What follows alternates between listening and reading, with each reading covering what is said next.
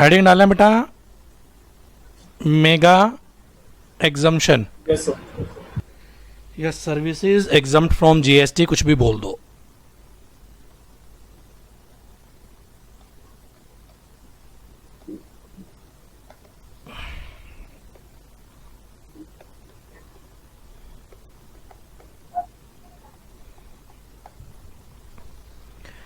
एक सेक्शन है बेटा, गवर्नमेंट के पास ये पावर है,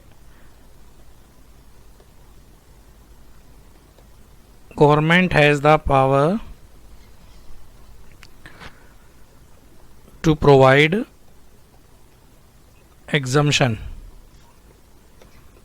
bye way of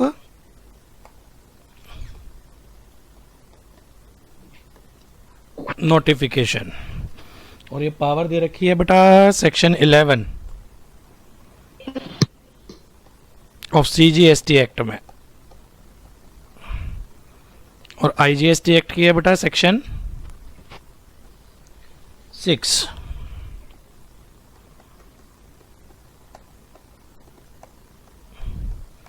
accordingly government ने नोटिफिकेशन इशू करी इस वाले एक्ट में, नोटिफिकेशन नंबर 12/2017 2017 में आ गई थी, अमेंडेड अप टू डेट, आज तक वो अमेंड होती रहती है टाइम टू टाइम बेसिस पे। आईजीएसटी एक्ट की जो नोटिफिकेशन थी बेटा 9/2017, ये बहुत बड़ी नोटिफिकेशन है, इसमें एंट्री नंबर है 1 2 3 4 5 6 7 8 ऐसे कर करके 80-90 तक है बेटा। तो एंट्री नंबर तो याद करना प्रैक्टिकली इम्पॉसिबल टास्क है। एग्जाम में जब भी आए एग्जाम्शन के रिगार्डिंग, आपको बस ये लिख के आना है, notification 12/2017 read with 9/2017। 12 CGST act की है, 9 आपकी बेटा आईजीएसटी एक्ट की है। पावर जो है 11 में बेटा सीजीएसटी एक्ट की गवर्नमेंट के पास है, 6 ऑफ आईजीएसटी एक्ट में गवर्नमेंट के पास पावर है कि वो नोटिफिकेशन इशू करके सर्टेन सर्विसेज को क्या कर दे बेटा, एग्जाम्ट कर दे। पावर दोनों की है, गुड्स को भी एग्जाम्ट करे, सर्विस को भी एग्जाम्ट करे। ये नोटिफिकेशन सर्विस को डील करती है। करें स्टार्ट? Yes sir. सबसे पहली एग्जाम्पशन नंबर 1 लेते हैं।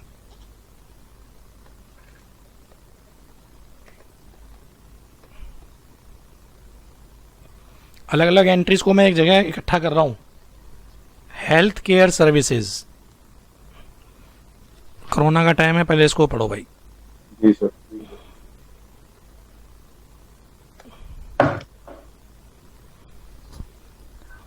जो मैं लिखवाऊंगा ये एग्जाम्ट है या टैक्सेबल है? मैं मेगा एग्जाम्पशन पढ़ा रहा हूं। एग्जाम्ट है। सबसे पहला क्या चीज एग्जाम्ट है? Services by way of health care service.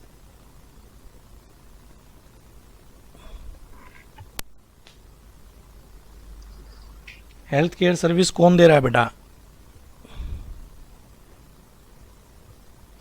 Health care services कौन दे रहा है? कोई क्लिनिकल एस्टेब्लिशमेंट,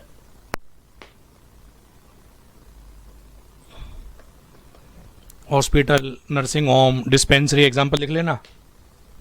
कोई authorise medical practitioner,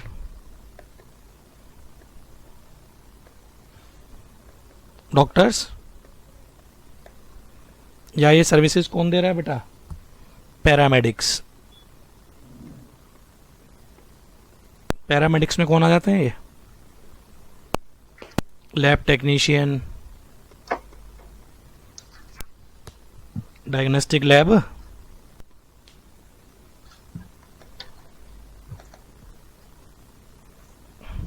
clinical establishment के एग्जांपल बेटा हॉस्पिटल्स, क्लिनिक, ये सारे आ गए। ऑथोराइज मेडिकल प्रैक्टिशनर में बेटा आपके डॉक्टर्स की बात कर रहा है। और इसके अलावा जो बचते हैं पैरामेडिक्स, हाँ जी, टेक्नीशियन, डायग्नोस्टिक सेंटर, ये सब इसके अंदर आते हैं। ऑथोराइज मेडिकल प्रैक्टिशनर किस चीज़ में बेटा? एलोपैथी में, होम्योपैथी में, आयुर्वेदी में, यूनानी में, किस में? सब में है, ये ध्यान रखना। ऑथोराइज मेडिकल प्रैक्टिशनर किसी भी चीज़ में हो सकता है। सबसे ज़्यादा पॉपुलर तो एलोपैथी होती है ना बेटा? एलोपैथी, होम्योपैथी, नेचुरोपैथी, यूनानी, कोई सी भी हो बेटा, ये इस टाइप के सारे के सारी पैथी इंक्लूड होती हैं। सेकंड वाला क्या लिखा है? ऑथोराइज मेडिकल प्रैक्टिशनर यार, डॉक्टर। Okay sir. और किस चीज़ का मेडिकल प्रैक्टिशनर है ये मेडिकल प्रैक्टिशनर बेटा एलोपैथी का भी हो सकता है, ये मेडिकल प्रैक्टिशनर आयुर्वेदिक का भी हो सकता है, यूनानी का भी हो सकता है, होम्योपैथी का भी हो सकता है, नेचुरोपैथी का भी हो सकता है। बस ये क्या होने चाहिए बेटा, ऑथोराइज होने चाहिए। होने क्या चाहिए ये, ऑथोराइज। ठीक है ना। Yes sir. हाँ, जैसे इसमें एक ट्रीटमेंट होती है रिकी, कौन सी सर? REIKI, ये ऑथोराइज नहीं है बेटा। मतलब एक होती है प्रेनिक,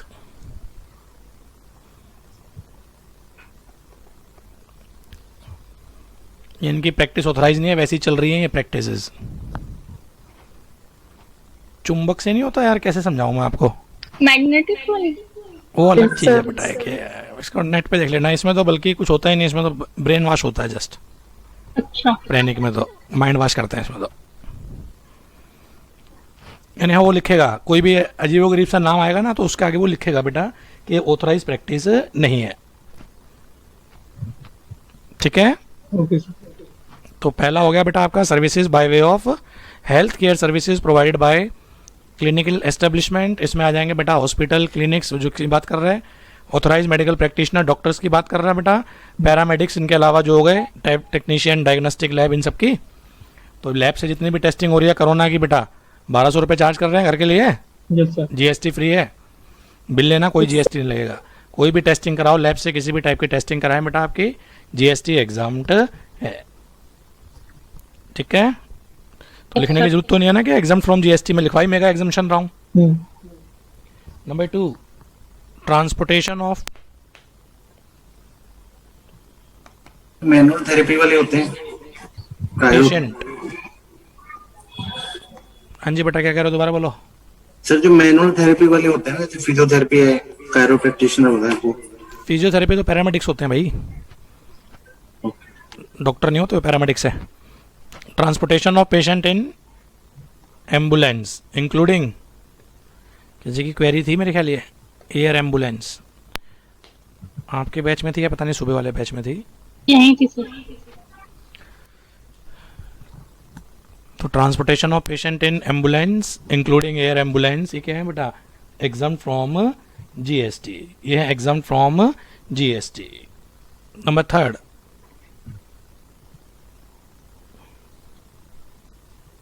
services by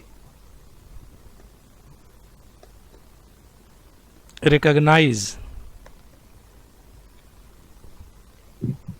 rehabilitation professionals.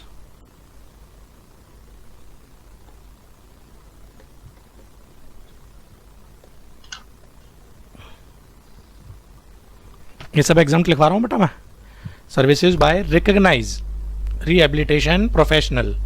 Rehabilitation नहीं होता बेटा, शराब छुड़वाएं, बुरी आदत छुड़वाएं, कुछ भी। वो संजय दत्त की मूवी भी आई थी ना, संजू, वो रिहेबिलिटेशन प्रोफेशनल एक्सपर्ट्स हैं बेटा वो इन चीज़ों के।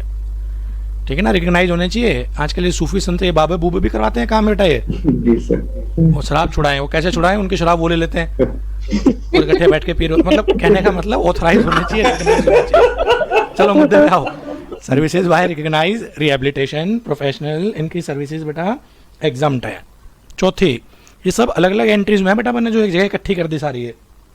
चौथी, services provided by cord blood bank.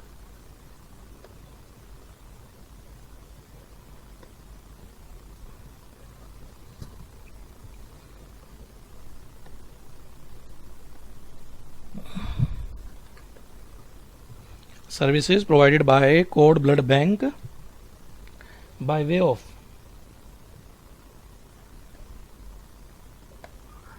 preservation of stem cell. Net पे देख लेना क्या होता है बेटा, ये नहीं कि मुझे आता नहीं है, अपना नेट पे देख लेना है। Services provided by cord blood bank by way of preservation of stem cells. ये सर्विसेज मेगा, सॉरी बेटा, CORD अच्छा कौन, प्रेगनेंसी से रिलेटेड होता है बेटा, अपना नेट पे देख लेना, मैसअप नहीं किसी टाइप का ना। Services provided by cord blood bank by way of preservation of stem cell, याद कर लेना आप। ये सब क्या है बेटा, एग्जाम फ्रॉम GST। नेक्स्ट बेटा, व्हाट अबाउट जानवर के डॉक्टर? मेडिकल प्रैक्टिशनर है. Veterinary? Yes sir. Veterinary services regarding, वो चाहे एनिमल के हों, चाहे वो बर्ड के हों, ये सब क्या है? टैक्सेबल है, एग्जाम्ट है ये? Exam. Exempt. Sixth, mortuary service.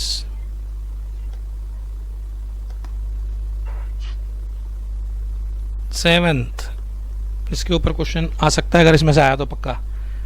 Bio medical waste treatment.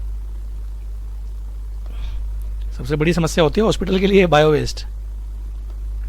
Bio medical waste treatment facility provided to, word important है, मैं कलर चेंज कर रहा हूं, आप हाईलाइट कर लेना. Clinical establishment.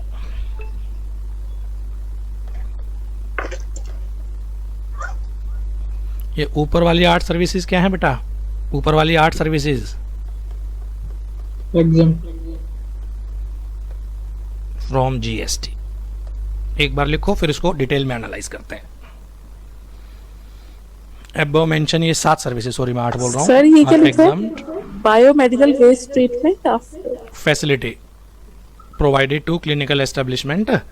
हॉस्पिटल्स में जो बायो वेस्ट नहीं आता बेटा आपका, ये पट्टियां बच गई जो उनको बांध रखी थी बेटा पेशेंट को, यस वो पट्टी कोई नॉर्मल डस्टबिन में थोड़ी ना जाती है बेटा, नहीं तो इन्फेक्शन हो जाएगा उससे. तो जी सर. ट्रीटमेंट ही अलग. हॉस्पिटल में देखे हो डस्टबिन भी अलग अलग होते हैं, हाँ यस जी, 4 सर. कलर के. नोट कराओ, तो उसमें लिखा होता है बायोमेडिकल वेस्ट. यहाँ वो अलग बात होता है, हमें पता ही नहीं हमें कौन सा किस में डालना है, हम किसी में भी डाल देते हैं. तो उसके लिए प्रॉपर आउटसोर्सिंग होती है बेटा. ये उसके लिए हॉस्पिटल अपनी सर्विसेज क्या करते हैं बेटा? प्रॉपर आउटसोर्स करते हैं. तो वो सर्विसेज इन्होंने एग्जम्प्ट करी है. ये सर्विसेज क्या करी है बेटा? इन्होंने एग्जम्प्ट करी है. तो डिटेल में एनालाइज करते हैं एक एक पॉइंट को. शायद आपने लिख लिया होगा बेटा. यस. Yes sir. तो सबसे पहला, health care services provided bye clinical establishment. इस पे ले लेते हैं बेटा. क्लिनिकल एस्टेब्लिशमेंट जो हेल्थ केयर सर्विसेज दे रही हैं, इसका मतलब क्या है बेटा? डिस्पेंसरी, हॉस्पिटल्स, आपके क्लिनिक, इनकी बात चल रही है. ये जो हेल्थ केयर सर्विसेज देंगे, ये सारी की सारी जीएसटी एग्जाम्प्ट हैं. कौन सी सर्विस बेटा? किसी की बाईपास सर्जरी हो रही है, खर्चा 10 लाख रुपए. सब. कैंसर की थेरेपी हो रही है, वो रेडियोथेरेपी क्या बोलते हैं उसको, वो जो भी है बेटा, वो थेरेपी हो रही है, कीमोथेरेपी. 15 लाख रुपए खर्चा. कीमोथेरेपी एग्जैक्टली वर्ड वो था. हाँ जी साहब. चार्जेबल टू जीएसटी और not? Not. Any type of healthcare services are not chargeable to GST. What about hair transplant, ये सर है taxable. cosmetic and plastic surgery? Sir taxable है. टैक्सेबल. नीचे लिखो इम्पोर्टेंट नोट में, इम्पोर्टेंट नोट डाल लो ना.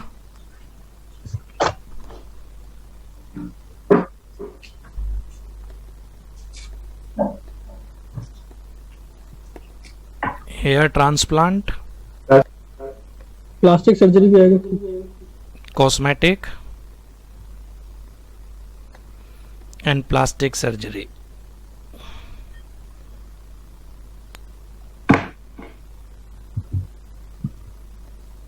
ये क्या हो जाएंगी बेटा?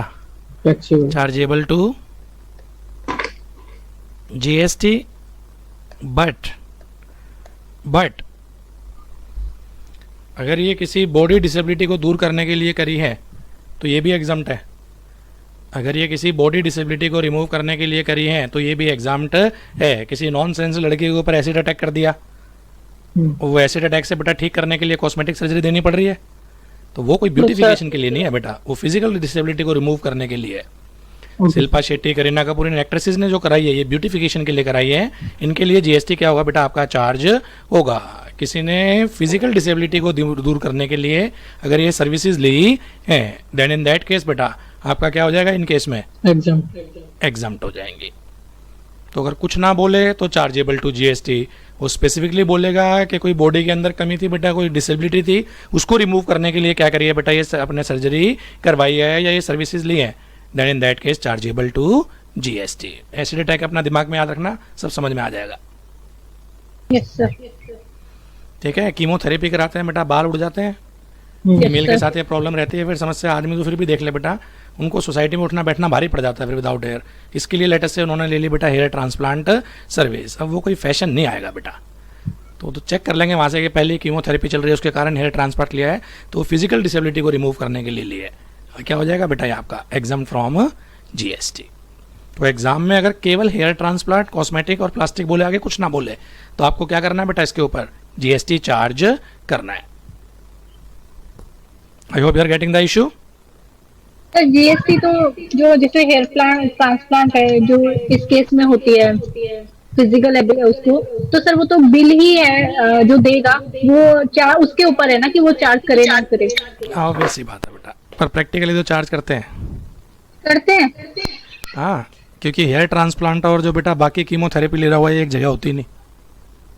एक अच्छा, कैंसर के हॉस्पिटल में इलाज चल रहा हुआ, एक दूसरा अलग ट्रीटमेंट चल रही हुई कहीं हुई। हिस्ट्री से भी नहीं करते, किसमें? केस हिस्ट्री से भी नहीं करते सर। केस हिस्ट्री में भी चार्ज कर लेते हैं बेटा, वो अपने आप को सेफ साइड लेके चलते हैं।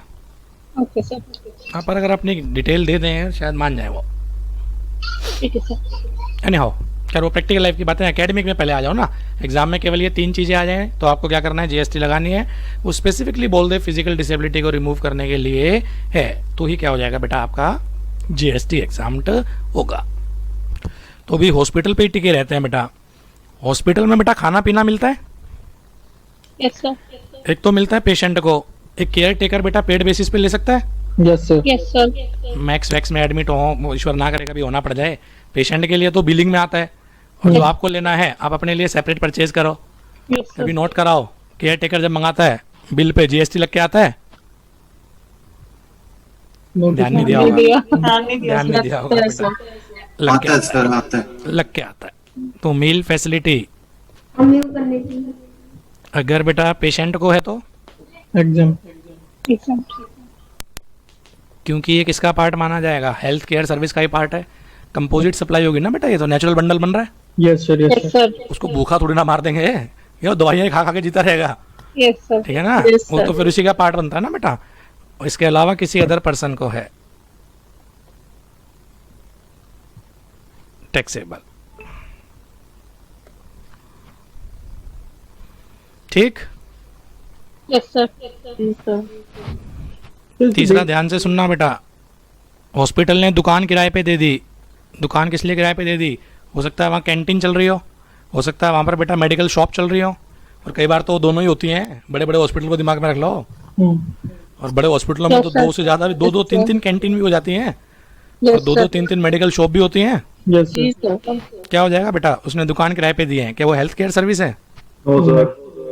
तो लिख दो बेटा services other than health care services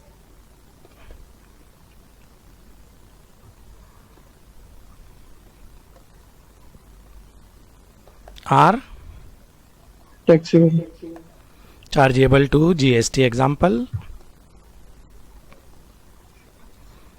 letting out of shops, advertisement के लिए भी दे देते हैं ये। Letting out of space for advertisement purpose.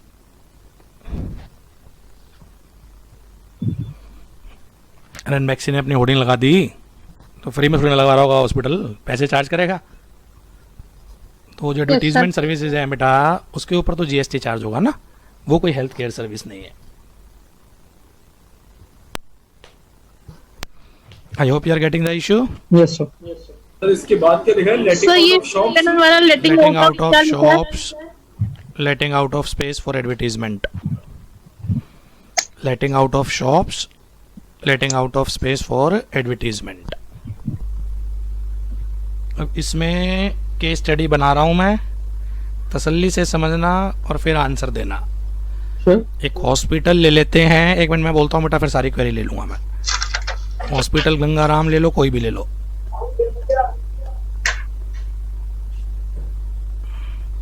Patient,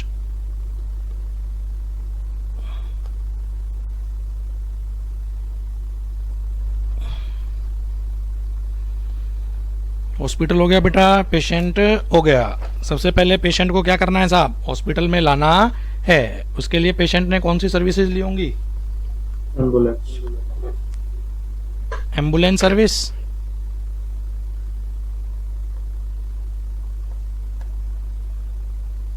इसको नंबर 1 दे दें, क्या हो जाएगा? Exam from GST. GST examined. इनको क्या कर लिया बेटा, हॉस्पिटल ने एडमिट कर लिया, और हॉस्पिटल अब इसको कौन सी सर्विसेज दे रहा है बेटा? Medical services. Health care service. Yes sir. क्या हो जाएगा ये? एग्जाम। एग्जाम। अब ध्यान से सुनना, होता क्या है, पेशेंट को देखने आ रहे हैं बेटा डॉक्टर, यस सर। विजिट पे आते हैं ना सुबह शाम। पेशेंट ने डॉक्टर को दिखाया, हॉस्पिटल किसको पेमेंट करता है? डॉक्टर से। डॉक्टर को। और ऑब्वियस सी बात है, पेशेंट से ज्यादा चार्ज होते हैं बेटा, डॉक्टर को कम पे होता है। हर बड़े हॉस्पिटल में Yes, sir. ओपीडी लगती है सुबह यार। Yes sir. मैं एक एग्जांपल में सारी कहानी लेने की कोशिश कर रहा हूँ, गंगाराम में चले जाओ, मिनिमम बेटा ओपीडी फीस ही 1200 रुपए है। Yes sir. तो पूरे 1200 रुपए डॉक्टर के पास थोड़ी ना जा रहे हैं, उसके Yes, पास तो sir. 50% है, 60% जाता है बेटा। जी सर। ठीक है, अब इशू ये है, हॉस्पिटल जो पेमेंट कर रहा है डॉक्टर को, इसके ऊपर जीएसटी लगे या ना लगे। डॉक्टर तो क्या दे रहा है बेटा, हेल्थ केयर सर्विस दे रहा है। पहले डॉक्टर टू पेशेंट पे आ जाओ ना। जी सर। ये तो हेल्थ केयर सर्विस है, जीएसटी एग्जम्प्ट है ना। Yes sir. इसका क्या हो, हॉस्पिटल जो डॉक्टर को पेमेंट कर रहा है, सर ये भी एग्जाम होना चाहिए। एग्जम्प्ट है, टैक्सेबल। एग्जाम होना चाहिए सर। ये भी एग्जम्प्ट है।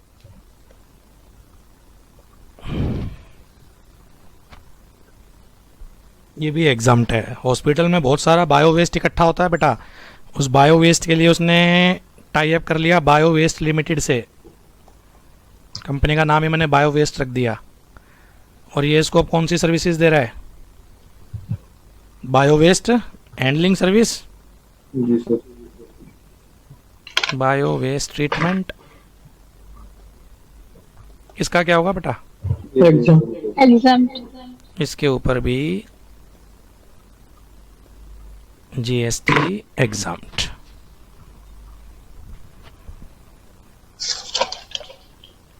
ठीक है, यस सर। ये मेरे तरफ से वाइंड अप हुई बेटा आपके साहब services, health care service. 1 by 1 आपकी तरफ से जो भी क्वेरी हो। सर तो ये मेडिकल जो भी लाइन है, इसमें कोई कंट्रोल नहीं है क्या गवर्नमेंट का देखने के लिए? जैसे जीएसटी में अगर जीएसटी लगता है तो गवर्नमेंट देखती है क्या ट्रांजैक्शन हो रही है, कैसे हो रही है। तो जीएसटी लगता है मतलब कैसा कंट्रोल, क्या कहना चाह रहे हैं आप, ये बताओ ना। सर मैं ये कहना चाह रही हूँ, जैसे कि कितने बिलिंग हो रही है, कितना पैसे आ रहे हैं, कुछ गवर्नमेंट है, जीएसटी डिपार्टमेंट है, क्या लेना देना। हेल्थ केयर सर्विस है, जीएसटी एग्जाम्प्ट है। तब 5 लाख लो चाहे 50 लाख रुपए लो, आप चाहे मेदांता में एडमिट हो जाओ बेटा, चाहे नॉर्मल में हो जाओ, जीएसटी माफ है। वो तो जिसकी जो पेइंग कैपेसिटी होगी वो बेटा वहाँ एडमिट होगा। इसमें ये थोड़ी ना लिखा है कि 1 लाख रुपए तक का खर्चा है तो माफ होगा, या डेली का रूम रेंट 2000 रुपए तक का है तो माफ होगा, ऐसा तो कुछ लिखा ही नहीं। सर मैं ये तो नहीं लिखा पूछती, क्या मैं ये पूछ है, हेल्थ केयर सर्विस। सर जो कंसल्टेंसी फीस लेते हैं डॉक्टर वो भी एग्जम्प्ट है? यस, सर्विसेज किनकी हो जाएगी बेटा, वो कौन से पॉइंट के अंदर आ जाएगी? वो ऑथोराइज मेडिकल प्रैक्टिशनर। केमिस्ट भी इसी में आएगा? ना मतलब क्लिनिकल एस्टेब्लिशमेंट या हेल्थ केयर में नहीं आएंगे? ना, दवाइयों के ऊपर जीएसटी लगता है, परचेज करो वहां से। Okay sir. एक तो दवाइयाँ वो होती है बेटा जो इन हाउस होती है, जो पेशेंट को दी जाती है। एक दवाइयाँ फिर वो बाद में नहीं लिख देते, बिल्कुल, जो बाहर से लेना पड़ता ओटी, है। जो ओटी से बाद में आ जाते हैं नॉर्मल, जी तो वो तो उसका पैकेज का पार्ट जोड़ते नहीं ना, वो तो आपको अपनी जेब से खर्चा करना है। जी। तो वो तो आप गुड्स लेके आ रहे हैं, आपने सर्विस थोड़ी ना ली है। और जो सर्जिकल चीजें भी होती है सर, मैं जैसे दोबारा बोलता हूँ, दोबारा पेशेंट एडमिट हुआ, कुछ दवाइयाँ तो हॉस्पिटल अपनी तरफ से देता है जो बाद में पैकेज में आता है, बिल बन के जब आता है। जी जी। और फिर बाद में जब रूम में आ जाते हैं, क्या बोलते हैं इसको यार, ओटी से निकल के कहाँ के वार्ड में, वार्ड ओटी में। से निकल के फिर बाद में वार्ड में आ जाता है, फिर बाद की दवाइयाँ भी तो लिखते हैं। Yes sir. कुछ हॉस्पिटल तो ऐसे हैं जो अपनी तरफ से ही देते हैं, पर दिक्कत आ जाती है उसमें, वो क्या कर देते हैं और प्रिस्क्रिप्शन ले देते हैं, जाओ जी बाहर से खरीद लाओ। तो जब आप बाहर से खरीद के ला रहे हैं तो आप गुड्स लेके आ रहे हो ना बेटा केमिस्ट वाले से, उसके ऊपर जीएसटी है। और जो पैकेज के अंदर इंक्लूड है उसके ऊपर जीएसटी नहीं है, क्योंकि वो कंपोजिट सप्लाई का पार्ट है। Okay sir, thank you. और बोले सर एम्बुलेंस पे एडवर्टीजमेंट होता है कभी कभार, तो वो उसका क्या होगा? एम्बुलेंस पे एडवर्टीजमेंट होता है। वो कोई हेल्थ केयर सर्विस नहीं है, जीएसटी लगेगी। पर एडवर्टीजमेंट तो वो अपनी ही कर रहे होते हैं, वो तो सेल्फ सर्विस है। हाँ, जैसे उनकी ब्लड गंगाराम की एम्बुलेंस है तो गंगाराम की करेगा ना, वो मेदांता की थोड़ी ना कर देगा। नहीं, अपना ही करेंगे ना, उस पे तो लगेगा। सेल्फ सर्विस है ना यार।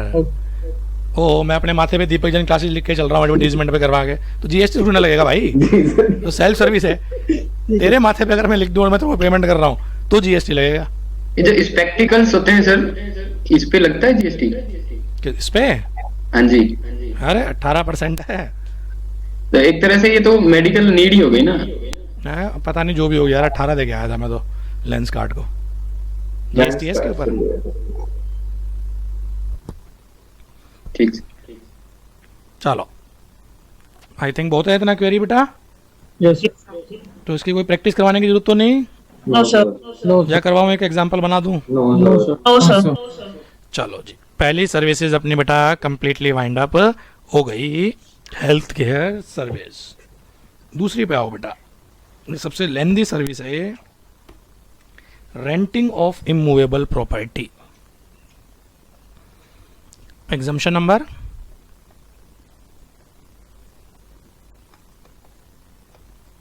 2, रेंटिंग ऑफ इमूवेबल प्रॉपर्टी। एक बार लिखते रहना, फिर एनालाइज तसल्ली से कर लेंगे, ठीक है? अब जितना सोच सकते हो उतना सोच लेना इसमें।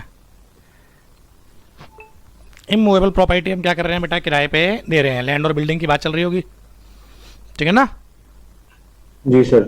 तो मैं मेगा एग्जम्पशन पढ़ा रहा हूँ बेटा, इसका मतलब जो मैं लिख रहा हूँ उसके ऊपर जीएसटी नहीं है। जी सर।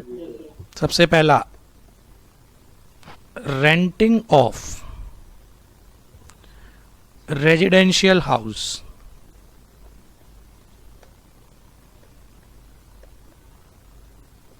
For residential purpose.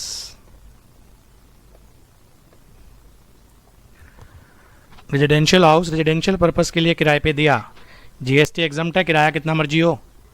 बंगला किराए पे दे दिया, रहने के लिए किराया 5 लाख रुपए महीना, जीएसटी एग्जम्प्ट है, ठीक है? रेजिडेंशियल हाउस होना चाहिए। एनालाइज डिटेल में कराऊंगा, एक बार लिस्ट बना लो। सेकंड, रेंटिंग ऑफ लैंड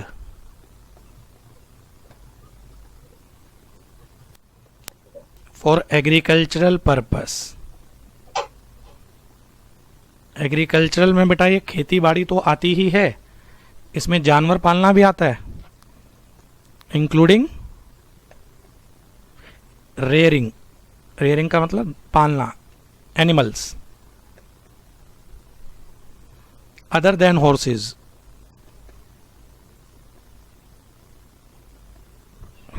समझा, मैं अपने आप दूंगा, लिखते रहना। एग्रीकल्चर पर्पस के लिए लैंड किराए पे दी, या जानवर को पालने के लिए, गाय भैंस कुछ भी जानवर पालने के लिए, हॉर्सेस के अलावा अगर आपने लैंड क्या करी है बेटा, किराए पे दी है, जीएसटी एग्जाम्प्ट हो जाएगा। पहला, रेजिडेंशियल हाउस रेजिडेंशियल पर्पस के लिए किराए पे दिया, जीएसटी एग्जाम्प्ट। दूसरा, आपने लैंड किराए पे दिया एग्रीकल्चर पर्पस के लिए, इंक्लूडिंग जानवर पालना, rearing of animal other than horses, इसके ऊपर भी जीएसटी नहीं लगेगा। Number 3, renting of property by government to other than business entity.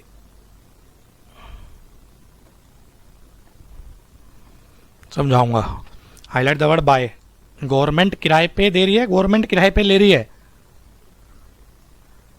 जल्दी बोलो यार। गवर्नमेंट ले रही है। गवर्नमेंट किराए पे दे रही है, किसको दे रही है? अदर देन बिजनेस एंटिटी को, है ना? तो जीएसटी एग्जम्प्ट है। ये छाट छाट के पॉइंट निकाल के लाया हूं, पूरी मेगा एग्जम्पशन पढ़ के, जहां जहां रेंटिंग ऑफ इमूवेबल प्रॉपर्टी है एक जगह इकट्ठे कर दिए मैंने बेटा सारे।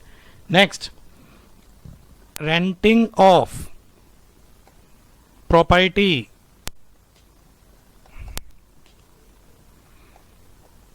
by RBI, Reserve Bank of India. Highlight the word by. छठा,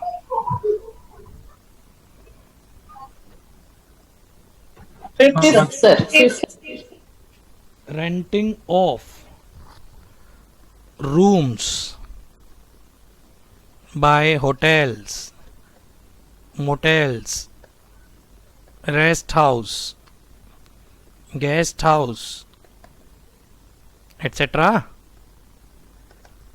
where amount charge is 1,000 or less. कमरे किराए पे दे रहे हैं होटल वाले, सस्ते कमरे, 1,000 रुपये या उससे कम, hotel, motel, rest house, guest house, dharamshala सब कुछ आ जाएगी इसमें। 1,000 रुपये तक है, जीएसटी नहीं, 1,000 से ऊपर है तो जीएसटी होगा सर। जीएसटी चार्ज होगा। सर ये 5th पॉइंट था। ये 5th है, यस यस सर। चलो 5th है जी ये। सर पर डे का है ना? हाँ पर डे यार, पर डे लिखा नहीं क्या मैंने, this one is per day.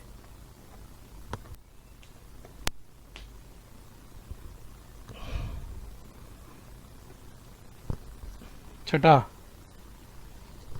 मंदिर के बाहर दुकानें होती हैं। जी sir. Yes sir. Yes sir. किसकी दुकानें होती हैं वो? प्रशांत प्रसाद। मंदिर की, मंदिर वाला ओनर बोल रहा हूँ, मतलब ओनरशिप पूछ रहा हूँ मैं। टेम्पल ओनर है ना उनका। Yes sir. Yes sir. Renting of shops और other space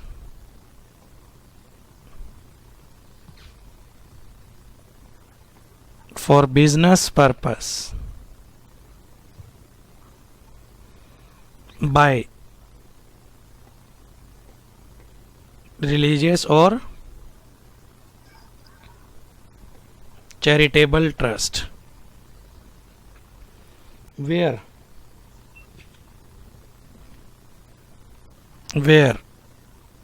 rental charges are less than 10,000 per month। 10,000 से कम है किराया महीने का, पर मंथ है, पर डे नहीं है। 10,000 रुपये महीने से कम का किराया है तो जीएसटी एग्जम्प्ट है। उल्टा बोल दो कब लगेगा? ज्यादा होगा। 10,000 इससे ज़्यादा होते ही सारे के ऊपर जीएसटी है। अगर 12,000 है तो 2 पे नहीं, पूरे 12,000 पे जीएसटी लगेगा। ठीक है। Yes sir. 7वां, रेंटिंग ऑफ प्रीमाइसेस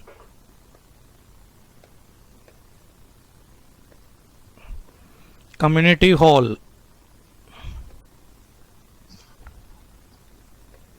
कल्याण मंडप,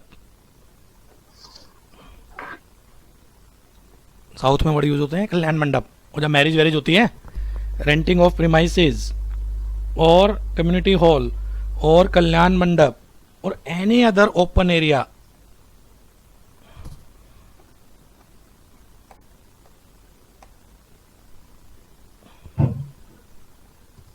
by religious or charitable trust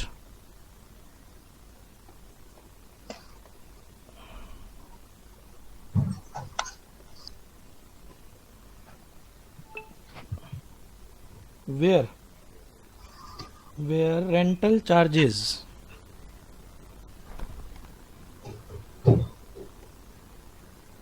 are less than 10,000 per day.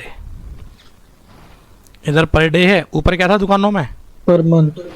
Per month, और याद रखना लेस देन है।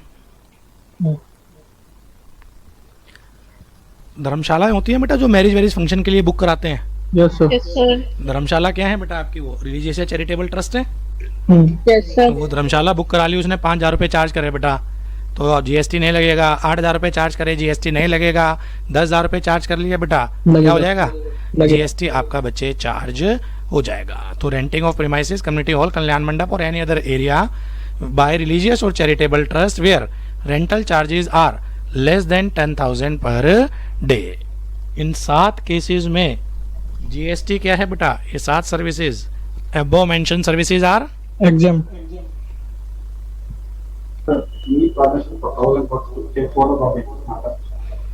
above mentioned services are ये बेटा साई नाम जिसका भी है माइक को म्यूट कर, बच्चे नहीं मुझे एग्जिट करना पड़ेगा ये। Give it to Rajkumar. He will have to collect his advance. Yeah, he has an arrangement. Yeah. Yes. You just tell him what the papers are. That's all. Yes. Yeah.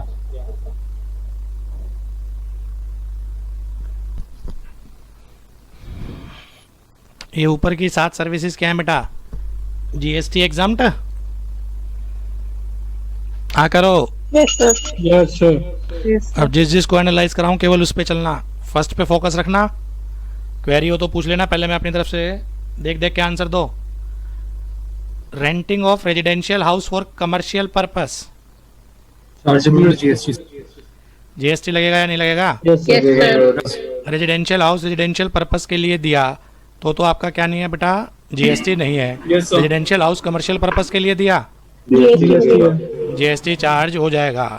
Renting of commercial house लगेगा sir. दुकान किराए पे दी, दुकान किराए पे दी बेटा मैंने अपनी, लगेगा सर। लगेगा किराया अगर 5,000 रुपये महीना है तो लगेगा। 10,000 से कम है नालायक हो। अरे सर वो ट्रस्ट वाले केस में देखना, वो ट्रस्ट वाले केस में देखना है, ये याद रखना बेटा। ये renting of residential house for residential purpose GST exempt है। इसके अलावा कितने मर्जी केस बनाते रहो। Residential house for commercial purpose chargeable to GST. Yes sir. Renting of commercial house, दुकान किराए पे दी, फैक्ट्री किराए पे दे दी बेटा, कमर्शियल कॉम्प्लेक्सेस किराए पे दे दिए, क्या हो जाएगा? Taxable, chargeable to GST. Renting of commercial house for residential purpose, वो भी सर चार्जेबल हो जाएगा। जल्दी बोलो। चार्जेबल हो जाएगा सर। आंसर इज चार्जेबल हो जाएगा। दोनों चीज ध्यान रखना, रेजिडेंशियल हाउस और रेजिडेंशियल पर्पस। इस केस में एग्जम्पशन है। इसके अलावा कितने मर्जी परमुटेशन कम्बिनेशन बनाते रहो, आपका जीएसटी क्या होगा बच्चे? चार्ज होगा। पूछूं? पहले मेरे को बोलने दो, फिर आपको टाइम दूंगा। रेजिडेंशियल हाउस की छत किराए पे दे दी टेलीकॉम कंपनी को टावर लगाने के लिए, चार्जेबल टू जीएसटी। पड़ोस पड़ोस में देखा होगा। Chargeable to GST. Residential house है, रेजिडेंशियल कमर्शियल पर्पस हो गया ना? कमर्शियल पर्पस कमर्शियल हो गया। छत किराए पे दे रखी है टेलीकॉम टावर को, chargeable to GST. Yes sir. बेटा घर मेरा प्राइम लोकेशन पे था, दूर दूर से नजर जाती थी उसके ऊपर, एडवर्टीजमेंट के लिए फ्रंट साइड किराए पे दे दी, बैक साइड किराए पे दे दी। Chargeable to GST because of commercial purpose. House तो रेजिडेंशियल है पर पर्पस रेजिडेंशियल नहीं है, क्या हो जाएगा इन केसेस में बेटा? आपका चार्जेबल टू जीएसटी। तो एक रिलैक्सेशन हो गई बेटा बड़े लेवल से। अगर सोचें पहले तो अंसल डीएलएफ पार्श्वनाथ, उनका तो काम ही किराए पे देना होता है। तो रेजिडेंशियल फ्लैट अगर वो किराए पे देंगे रेजिडेंशियल पर्पस के लिए, आपका क्या हो जाएगा बेटा? जीएसटी एग्जाम्प्ट हो जाएगा। अब इसमें क्वेश्चन सुनो ध्यान से। मेरे पास बेटा रेजिडेंशियल हाउस है, मैंने उसके 2 फ्लोर किराए पे दे दिए। ये मेरा हाउस है, यहाँ मैं रहता हूँ, ये ऊपर के 2 फ्लोर हैं, ये सेल्फ ऑक्यूपाइड है, हाउस रेजिडेंशियल है। ये मैंने किराए पे दे दिए एक ही पर्सन को, वो पर्सन सीएस इन प्रैक्टिस है, इसमें रह रहा है किराएदार। इसमें इसने अपना ऑफिस खोल लिया, किराया फिक्स है 1 लाख रुपए महीना। 1 लाख ज्यादा हो गया भाई, 50,000 रुपए महीना। प्रपोर्शनेट हो जाएगा सर। हद तो ये एग्जामिनर यहाँ तक गिरा हुआ है, एग्जाम का क्वेश्चन है। प्रपोर्शनेट हो जाएगा सर। होना चाहिए सर। मुझे ये बताओ, ये कंपोजिट सप्लाई है मिक्स सप्लाई है? मिक्स है सर। मिक्स है। एक ये वाला पोर्शन क्या है? एग्जाम्प्ट है सर। हाउस रेजिडेंशियल है, ध्यान रखना। ये वाला पोर्शन क्या है? ये सर कमर्शियल पर्पस है, टैक्सेबल। पर समस्या अमाउंट कंसोलिडेट चार्ज हो रहा है। अमाउंट कंसोलिडेट चार्ज हो रहा है, इसको मिक्स सप्लाई बोला जाता है। मिक्स सप्लाई, और मिक्स सप्लाई में अगर ध्यान हो इंटायर अमाउंट टैक्सेबल हो जाएगा। इंटायर अमाउंट क्या हो जाएगा बेटा? टैक्सेबल हो जाएगा। बचने का तरीका बताओ। अलग अलग बना ले। अलग अलग एग्रीमेंट करो, अलग अलग एग्रीमेंट। एग्जाम में आया हुआ है बेटा ये, ठीक है? Okay sir. तो अब यहाँ तक लिखें जरा, इंपॉर्टेंट नोट इकट्ठा कर दूं सारा। फिर आपकी भी तो क्वेरी लेनी है ना, ये सारे पॉइंट लिख देते हैं ना। जी सर। एग्जाम में इनमें से कोई 4 या 5 आएंगे, 5 नंबर तक आता है ना क्वेश्चन मैक्सिमम। तो इंपॉर्टेंट नोट,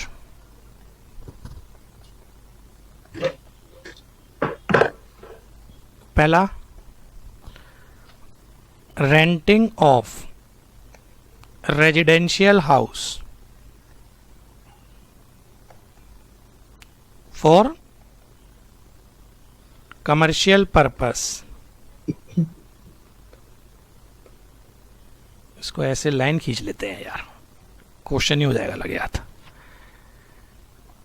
है ना? जल्दी बोलो, टैक्सेबल या एग्जाम्प्ट? टैक्सेबल। टैक्सेबल।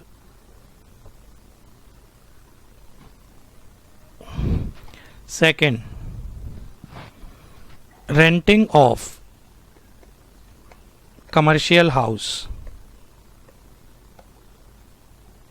एग्जाम में कमर्शियल हाउस के नाम से नहीं मिलेगा, एग्जाम में बोलेगा शॉप किराए पे दी, एग्जाम में बोल देगा कोई गोडाउन किराए पे दे दिया,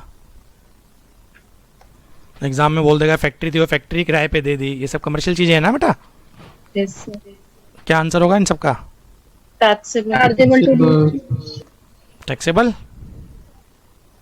yes sir. Renting of roof of residential house to telecom company. Renting of roof of residential house to telecom company क्या हो जाएगा बेटा? टैक्सेबल। हाउस तो रेजिडेंशियल है पर पर्पस कमर्शियल है, टैक्सेबल हो जाएगा।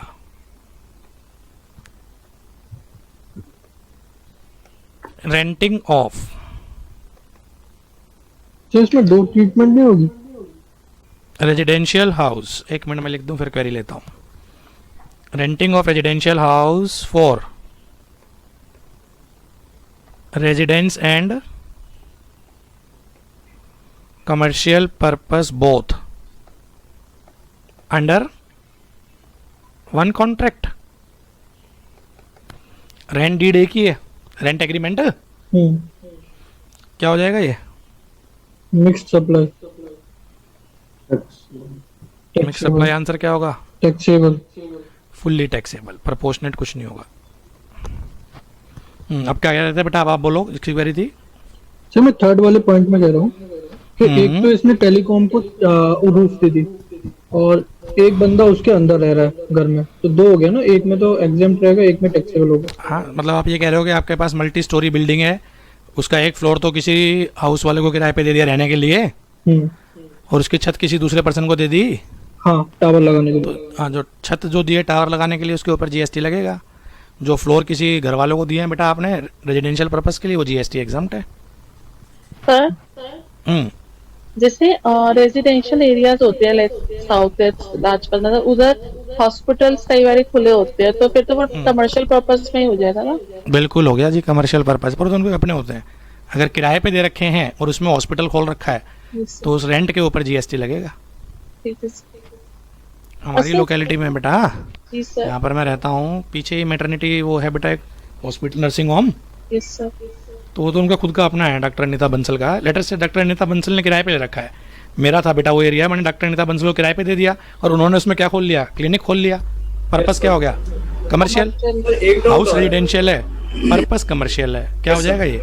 टैक्सेबल। सर एक डाउट और है, सर बोलते रहो बेटा, इसमें जैसे तो कि बहुत रेसिडेंशियल हाउस होता है हमारा, जैसे दिल्ली वगैरह में तो ये मतलब काफी वो है कि मतलब जो जैसे as a PG paying guest रख लेते हैं सर। पीजी मेरे ऊपर आउटस्टैंडिंग है, जब मैं होटल वाला लूंगा ना 1000 पर डे तब आऊंगा मैं। Okay sir. सर PG इसका आउटस्टैंडिंग एग्जांपल देना जो आपने आरबीआई वाला बोला, इसमें क्या? बेटा इसमें क्या दिक्कत है, फर्स्ट पॉइंट मैं पढ़ा रहा हूँ, इसमें क्या दिक्कत है? आरबीआई कहाँ से बीच में आ गया? अभी तो मैं आरबीआई तक पहुंचा नहीं, अभी तो मैं केवल इसी पे चल रहा हूँ। एक एक को डिटेल में एनालाइज कराऊंगा, 7 पॉइंट है, इसमें पहले क्वेरी बताओ। हो गया सर। और कोई इफ्स एंड बट्स कुछ दिमाग में चल रहा हो? No sir. मेरी ससुराल बेटा त्रिनगर में है, मेरे घर के सामने, ससुराल के सामने जो घर है ना बेटा, काफ़ी बड़ा घर है वो, उन्होंने नीचे का पोर्शन बैंक को किराए पे दे रखा है एटीएम के लिए। Yes sir. तो मैं जब भी देखता हूँ ना, मुझे याद आता है कि बच्चों से जरूर पूछूंगा मैं, वो क्या आंसर होगा? टैक्सेबल होगा वो वाला। हाउस तो रेजिडेंशियल है, पर वो पर्पस क्या चल रहा है बेटा? कमर्शियल चल रहा है, chargeable to GST. So sir education में जैसे हम कोचिंग, वो भी कमर्शियल, मतलब कोई भी ऐसा जहाँ से भी आपको इनकम हो रही है वो कमर्शियल। यस, जहाँ खुद रह रहे हैं वो रेजिडेंशियल, उसके अलावा कोई और एक्टिविटी चल रही है कमर्शियल। पटेल नगर में तो ज्यादातर रेजिडेंशियल प्रॉपर्टी दी हुई ना रेंट पे। रेजिडेंशियल प्रॉपर्टी किराए पे है, कमर्शियल एक्टिविटी चल रही है। Yes sir. और इसमें एनजीओ वगैरह भी आएंगे, जैसे कई एनजीओ अपना छोटा छोटा ऑफिस खोल लेते हैं, तो वो भी इसके अंदर रेजिडेंशियल पर्पस नहीं है ना, अदर देन बिल्कुल, रेजिडेंशियल, हाँ, कुछ हाँ। भी हो टैक्सेबल हो जाएगा। चले सर कंपनी ने सेकंड पे आओ, बोलो बोलो बोलो। कंपनी ने सर एक रेजिडेंशियल बिल्डिंग बनाई, उसको एम्प्लॉयज को किराए पे दे दिया और एम्प्लॉयर एम्प्लॉय रिलेशन के ऊपर जीएसटी नहीं है। 500 रुपए ले रहे हैं अगर पर मंथ। 1500 भी ले रहा हो ठीक है, तो भी जीएसटी नहीं है। एम्प्लॉयर एम्प्लॉय रिलेशन पे नहीं है, पढ़ाऊंगा, शेड्यूल 3 याद रखी हुई है। ठीक है सर। और इसका एग्जांपल लेता हूँ और एक खाने पीने का एग्जांपल लेता हूँ जब एम्प्लॉयर एम्प्लॉय पढ़ाता हूँ। Okay sir. ठीक है, ठीक। चलो और कोई क्वेरी हो तो पूछ लो, नहीं मैं सेकंड पे चलूँ। No sir. सेकंड आओ अब सेकंड, केवल अब सेकंड को देखना, बाकी भूल जाना दुनियादारी। मैंने लैंड किराए पे दी एग्रीकल्चरल पर्पस के लिए, जीएसटी एग्जाम्प्ट। Yes sir. मैंने लैंड किराए पे दी फ्लोरिकल्चर के लिए, फूल उगाने के लिए, हॉर्टिकल्चर के लिए, पेड़ पौधे उगाने के लिए, सीरीकल्चर के लिए, मछली पालने के लिए, नहीं सीरीकल्चर रेशम के कीड़े पालने के लिए, पिस्की कल्चर बेटा मछली पालने के लिए। बहुत सारे कल्चर होते हैं ना ये, yes sir. Agricultural, horticulture, pisciculture, floriculture, क्या कहते हो? तो सब इंक्लूड होगा आई थिंक इसमें। ये सब एग्रीकल्चरल का पार्ट है, ध्यान रखना है। ये सब चीजें एग्रीकल्चरल का पार्ट है। क्या हो जाएगी बेटा आपका? GST exam. इस केस में आपका जीएसटी एग्जाम्ड हो जाएगा। देख देख के आंसर देते रहना, कुछ मत लिखना, नीचे इकट्ठा मैं लिखवाऊंगा।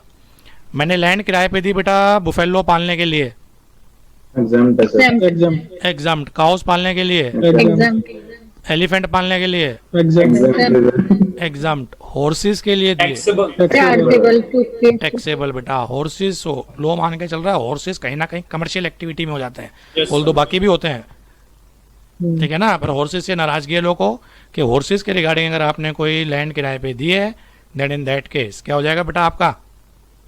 Chargeable to GST. मैंने लैंड किराए पे दे दी बेटा पार्किंग के लिए, यहाँ जाते हैं बेटा हम सालासर, शाम खाटू, बड़े बड़े प्लाट नहीं होते, हाँ प्लाट में पार्किंग खोल देते हैं वो। हाँ तो चलो मैंने लैंड किराए पे दे दी, मेरे पास थी बेटा, आपको किराए पे दे दी और आप उसमें पार्किंग चला रहे हैं, टैक्सेबल सर। एग्रीकल्चर पर्पस है नहीं है? सीधा ये बताओ बस। No sir. नहीं है, क्या हो जाएगा? टैक्सेबल। मैंने लैंड किराए पे दे दी आपका टेलीकॉम टावर लगाने के लिए, टैक्सेबल। क्या हो जाएगा बेटा? ये आपका साहब टैक्सेबल हो जाएगा। तो एग्रीकल्चर के अलावा कितने मर्जी केस बनते रहे। मैंने लैंड किराए पे दे दी सर्कस लगाने के लिए, आप जम्मू सर्कस, आपको जगह तो चाहिए, मैंने आपको लैंड किराए पे दे दी, क्या हो जाएगा बेटा इस केस में? Taxable, chargeable to GST. Good है सर। लैंड सर जो इसमें लैंड होती है वो कोई भी हो सकती है, लाइक कमर्शियल लैंड भी हो सकती है भाई। एग्रीकल्चरल के लिए देगा तो ही रिलैक्सेशन है ना, कमर्शियल लैंड में एग्रीकल्चरल एक्टिविटी कैसे कर लेगा? सर जैसे एग्जांपल देता हूँ, जैसे हम हाईवे पे जाते हैं, आगे ढाबे खुले होते हैं, 2000 कमर्शियल यूज होता है, बट पीछे तो पूरा फार्म होता है ना सर, पीछे तो पूरा एग्रीकल्चर लैंड होता है सर। वो एग्रीकल्चर लैंड एग्रीकल्चर लैंड हो गया फिर, तो एग्रीकल्चरल लैंड है तो आपका एग्जाम्प्ट है, एग्रीकल्चर पर्पस के लिए है तो ठीक है सर। बोलेंगे तो इसमें कभी कभार क्या होता है कि एग्रीकल्चर भी हो रहा होता है और उस पर टावर भी लगा होता है, तो जो एग्रीकल्चरल है उसका बेटा आपका जीएसटी एग्जाम्प्ट है। टावर के लिए जो दे रखा है वो एग्रीकल्चरल पर्पस नहीं है, तो जीएसटी प्रोपोर्शनली हम चार्जेबल होगा। उसको प्रोपोर्शनल करेंगे सर उसको। जहाँ पे प्रपोर्शन क्या क्या कह रहा है यार, सोच तो लिया करो। मेरे पास लैंड है, आप फार्मर हैं, मैंने आपको किराए पे दे दिया एग्रीकल्चर पर्पस के लिए। एक तीसरी पार्टी आ गई टेलीकॉम कंपनी, वो कह रही है जी मुझे इसके ऊपर टावर लगाना है, लगा ले भाई तू। तो दो अलग अलग कॉन्ट्रैक्ट होंगे इसमें, एक कैसे हो जाएगा? ठीक है।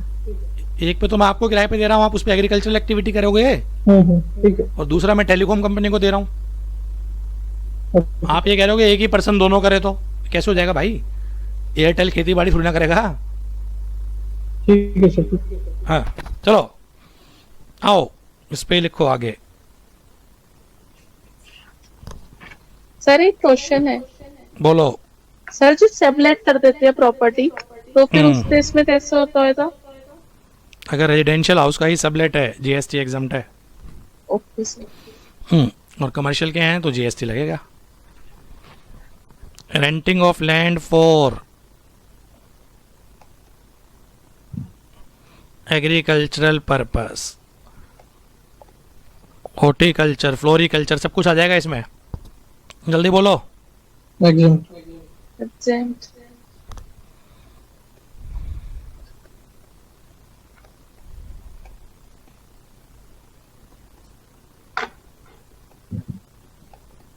for rearing of cows, buffaloes, etc. जल्दी बोलो। Exempt.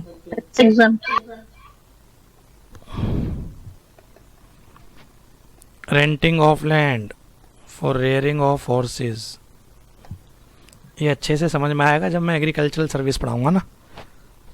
ये क्या हो जाएगा? Taxable. Renting of land to telecom company,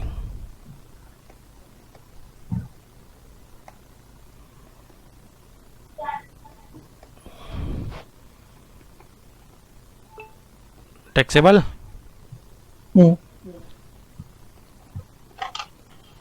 renting of land, क्या बच गया? कुछ और पर्पस ले लो। फॉर पार्किंग पर्पस,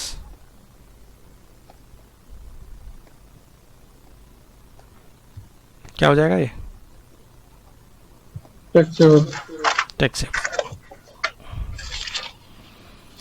तो पहले दो पॉइंट कंप्लीटली वाइंड अप हो गए, दोनों आराम से देख लो बेटा।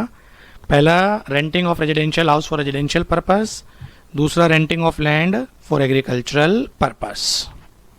एग्रीकल्चरल पर्पस, एग्रीकल्चरल में agricultural, horticulture, floriculture, sericulture, pisciculture, beekeeping, ये बहुत सारे आते हैं, पढ़ाऊंगा ये एग्रीकल्चर में। It include rearing of animals also. Rearing मतलब पालना, जानवर पालना। तो बफेलो पाल के उसको दूध वगैरह भी सेल कर रहे हैं, मिल्क डेयरी होती है। हाँ जी। तो वो कमर्शियल माना जाएगा दूध पे? अरे यार मैंने किराए पे दे दी आपको, आपका काम है बुफेलो पालना, आप उससे दूध बेचो, कुछ भी करो, मेरे रेंट के ऊपर जीएसटी नहीं है। तुम्हारे तो कॉन्सेप्ट ही समझ में नहीं आ रहा मैं किस डायरेक्शन में लेके जा रहा हूँ। किराए पे देने वाला मैं हूँ, किराए पे लेने वाला कौन होगा?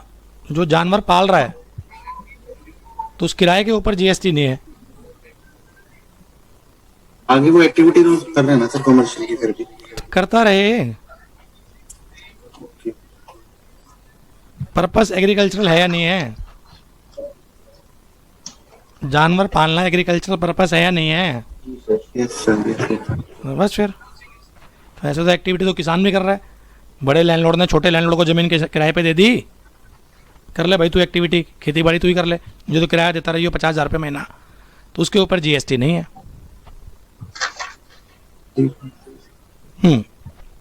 और बोलो, चल I move on. Yes sir. तीसरे पे आऊं।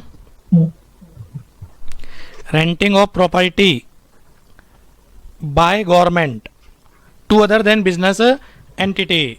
इसका बढ़िया एग्जांपल जो जनता फ्लैट नहीं होते गवर्नमेंट के बेटा, डीडीए के, वो अदर देन बिजनेस एंटिटी को दे रखे हैं, वो अदर देन बिजनेस एंटिटी को दे रखे हैं ना। Yes sir, yes sir. हाँ, उसमें रह रहे हैं ना लोग बाग बेटा, तो क्या हो जाएगा वो आपका साहब? जीएसटी एग्जाम्प्ट है। डीडीए की मार्केट होती है, वो दुकानदार को किराए पे दे रखी है, जी सर। मैं बोल सकता हूँ renting of property by government to business entity, ji sir. Yes उस केस में क्या हो जाएगा? टैक्सेबल।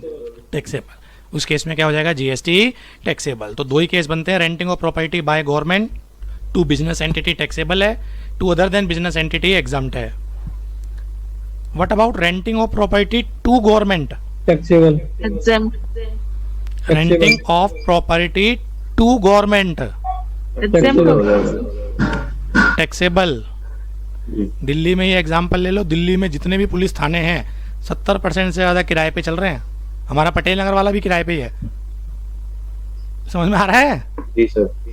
कितना मजा आया ना बेटा, लीज पीरियड खत्म हो जाए, पुलिस वालों को धक्का देके बाहर निकालो। तो केस क्या बनेगा? वो renting of property to government बन रहा है ना, इनको तो वैसे भी देना ही नहीं चार्जेबल टू चाहिए। जीएसटी। बाय साइड पे रिलैक्सेशन है, टू साइड पे रिलैक्सेशन नहीं है। क्या कह रहे हैं बेटा? इनको तो देना ही नहीं चाहिए किराए। देना चाहिए, By safety ऐसा रहती है। पक्के में आता है। और यहाँ पर कोई भी घेराघारी वाली कंसेप्ट ही नहीं होता, यहाँ तो लीगली चलते हैं। तो इस टाइप के अगर किराएदार मिल जाए बल्ले बल्ले होती है बेटा। हाँ सर, वैसे कोई ट्रेस पास या कोई घेराघारी की कोई चिंता ही नहीं होती। चलो एनी हाउ खैर, फिलहाल मैं लिखता हूँ renting of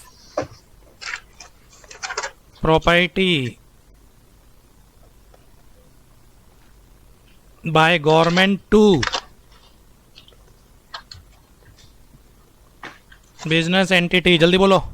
taxable.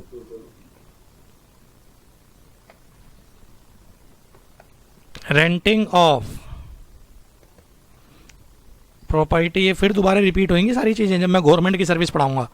Renting of property by government to any other person, other than business business क्या हो जाएगा? Exam. And what about renting of property to government? Taxable.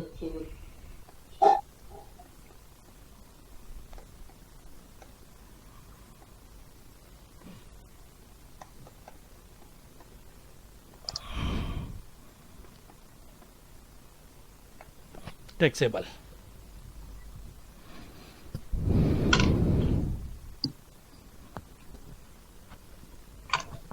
Take your time, first second third में कोई भी ifs and buts.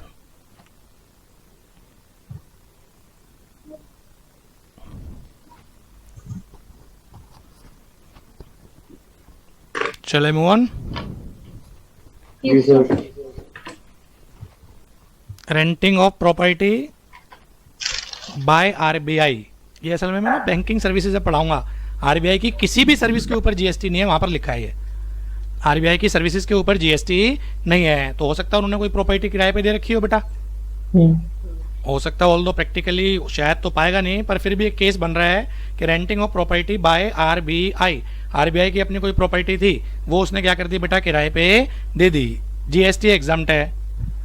Renting of property to RBI taxable. ये क्या हो जाएगी बेटा? टैक्सेबल हो जाएगी। तो आरबीआई ने अपनी कोई प्रॉपर्टी किराए पे दी,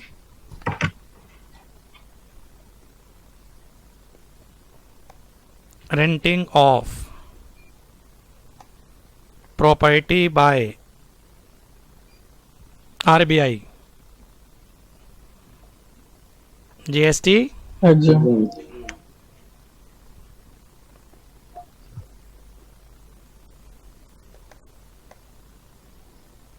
renting of property to RBI, taxable.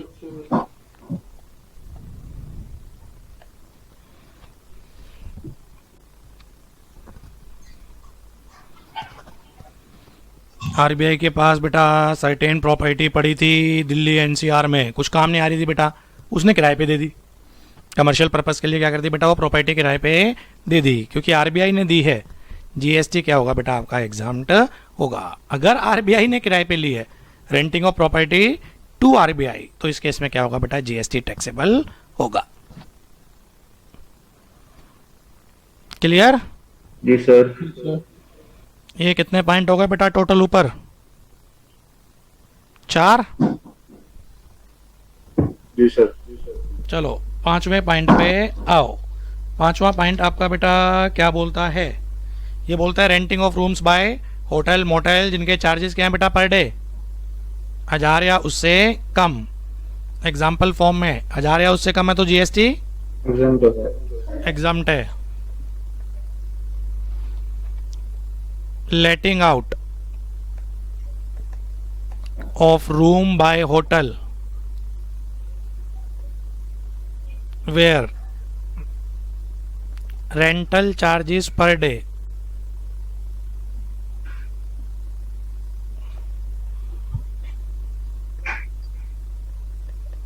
₹800, ₹900, ₹1000, 1200।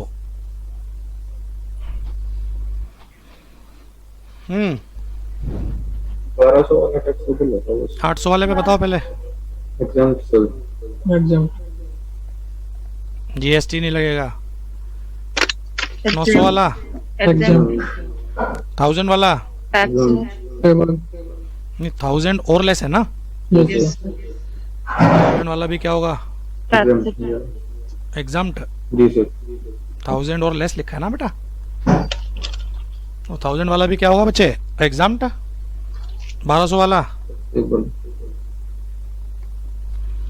Taxable. यहाँ तक कोई दिक्कत? No sir.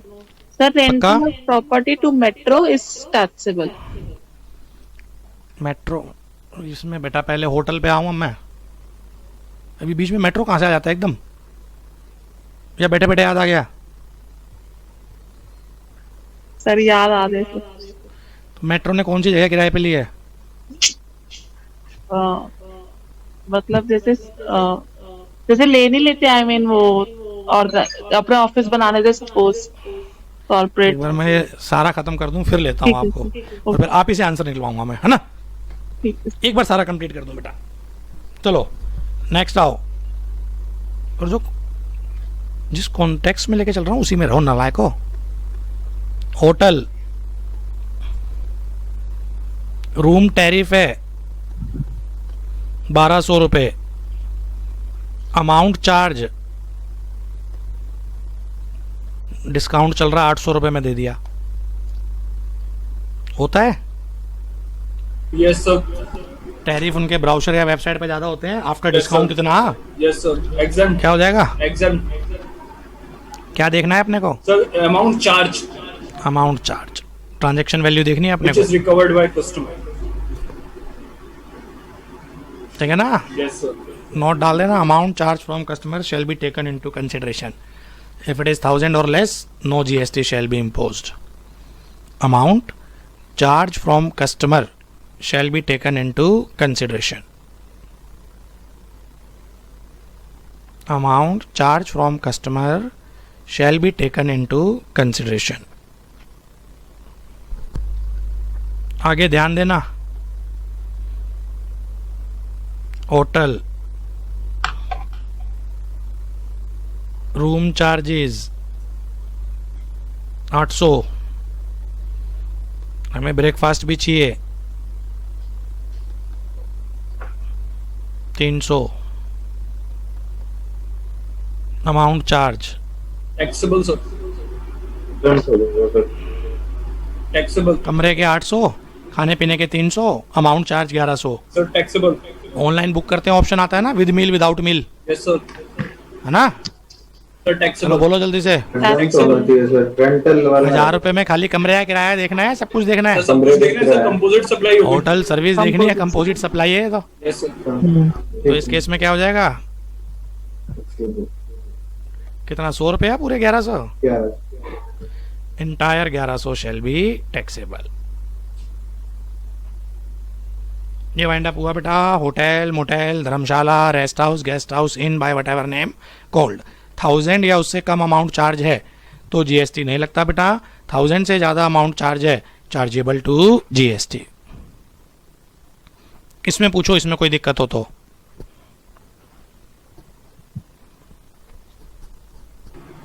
बोलो। सर वो पीजी सर्विस वाला आपने बोला था इसी में लेंगे। चलो अब इसी में लेते हैं। कमल किशोर अग्रवाल 2018 की जजमेंट है AAR की। AAR बोले तो authority for advance ruling. PG services, इनका मंथली रेंट था 7500 रुपये, चार्जेबल टू जीएसटी और नॉट। अग्रवाल साहब पीजी की सर्विसेज दे रहे हैं बेटा, और इनका मंथली रेंट था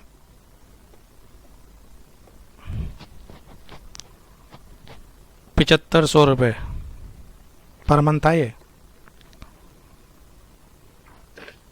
चार्जेबल टू जीएसटी और नॉट। आप अथॉरिटी फॉर एडवांस रूलिंग, आपके पास ये एप्लीकेशन आ गई, क्या जजमेंट दोगे आप? लगे तो क्यों लगे, ना लगे तो क्यों ना लगे? ये बिजनेस आपकी ओपिनियन लूं, फिर आंसर तो मैं दे दूंगा क्या बोला था। बिजनेस कर नहीं लगना चाहिए, एग्जाम्प्ट होना चाहिए। एग्जाम्प्ट होना चाहिए सर। ये तो कमर्शियल सर्विस हो गई ना, बिजनेस हो गया ना। AAR ने बोला ये है renting of rooms by hotels motels, उसी की तरह हो गया ना बेटा। ये भी कमरे किराए पे दिए हैं, per day charges, assume 30 days in a month. Yes sir. कितना हो गया बेटा एक बार देखना, 150 रुपये नहीं, कितना होता है यार, 2500 या 250? 250। GST exempt.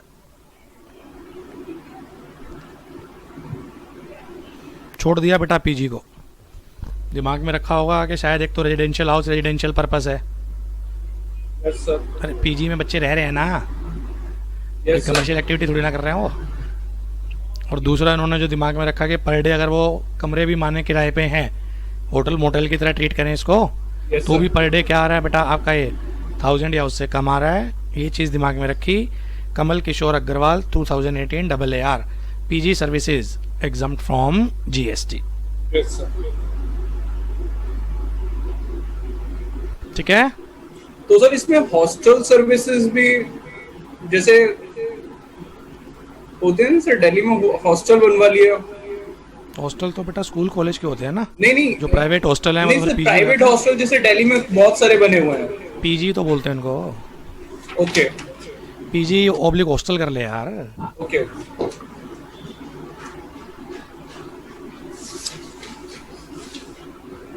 Hostel word generally in house के लिए हो जाता है, इन हाउस स्टाफ के लिए है। Yes sir. उनके लिए हॉस्टल बोल देते हैं, आउटसाइडर के लिए उसके लिए पीजी बोल देते हैं।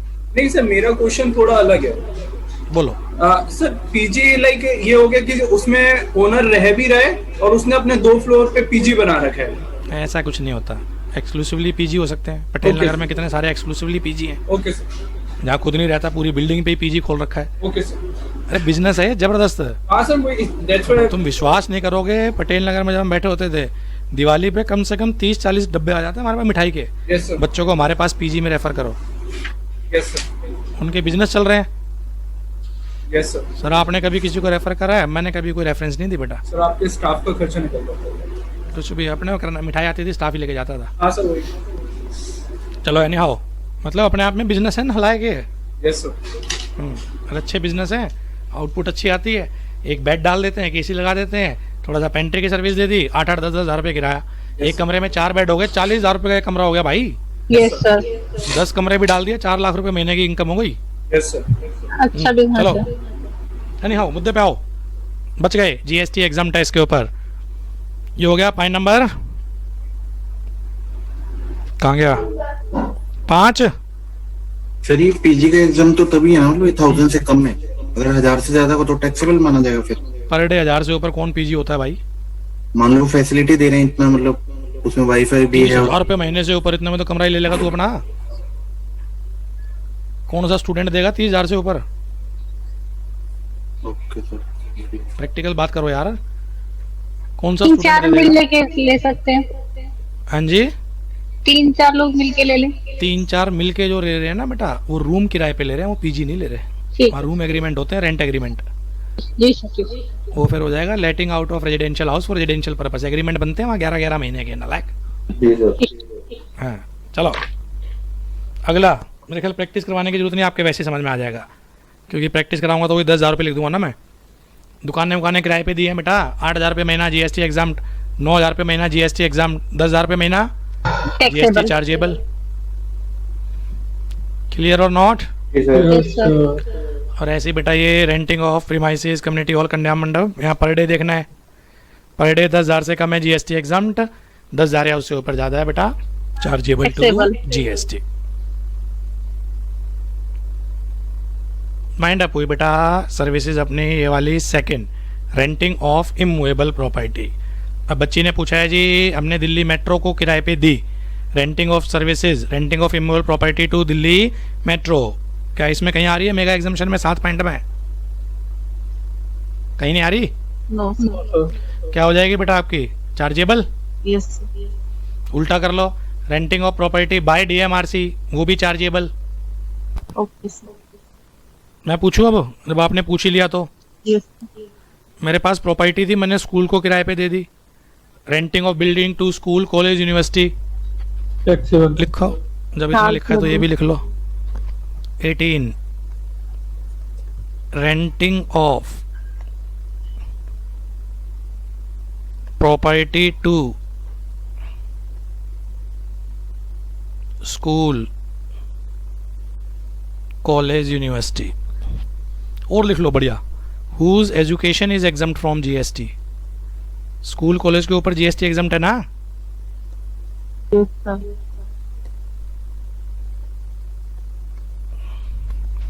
Renting of property to school, college, university, बस ये चेक करके बताओ ऊपर कहीं आ रहा है 7 पॉइंट में? No sir. No sir. No sir.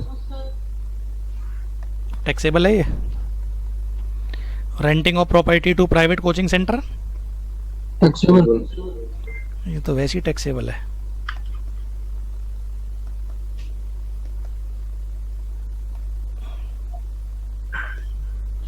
Renting of property to bank, taxable.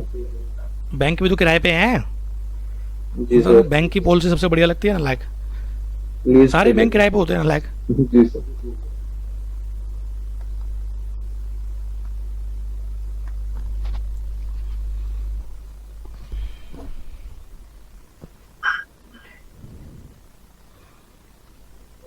ये हो गई बेटा आपकी सर्विस नंबर 2। पहली सर्विस थी अपनी हेल्थ केयर सर्विस, दूसरी सर्विस कौन सी है बेटा अपनी?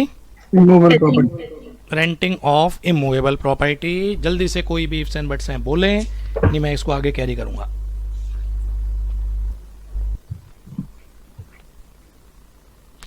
चलूं आगे? Yes sir. एग्जाम्पशन नंबर 3 ये आई थी इस बार मेरे ख्याल, अभी देखता हूं।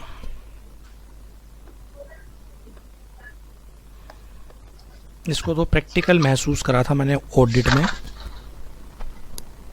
Banking and financial services. आपने 3 लिखा है, 13 लिखा है। यार पता नहीं क्या दिमाग कहाँ चल रहा है मेरा, समझ नहीं आ रहा।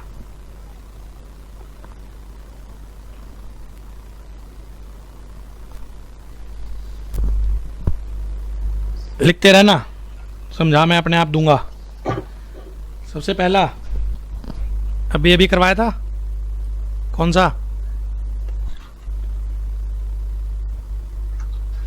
मत बोलो।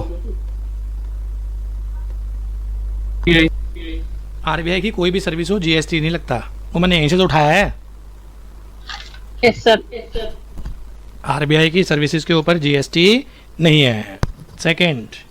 सेकंड अब ध्यान से पढ़ना, ये बैंक क्या सर्विसेज दे रहे हैं? सर्विसेज बाय वे ऑफ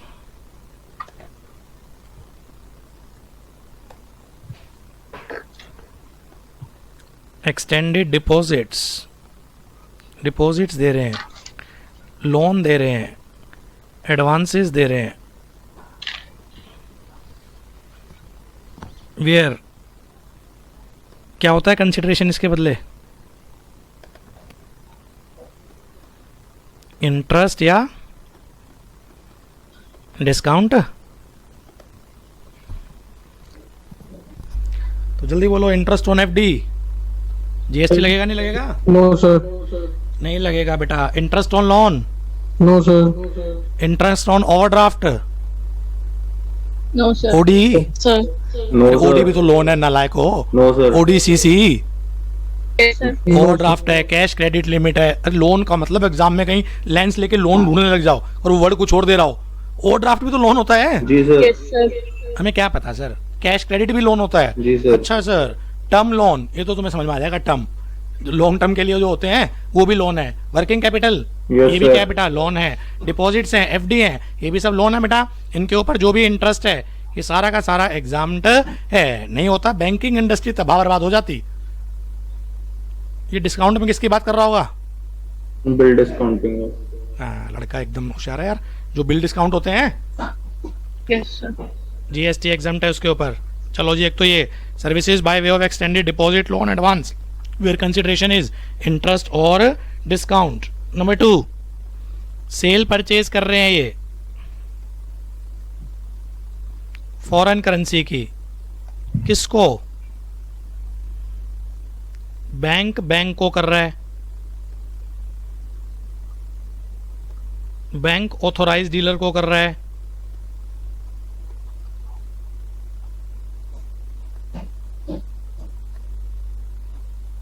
और authorise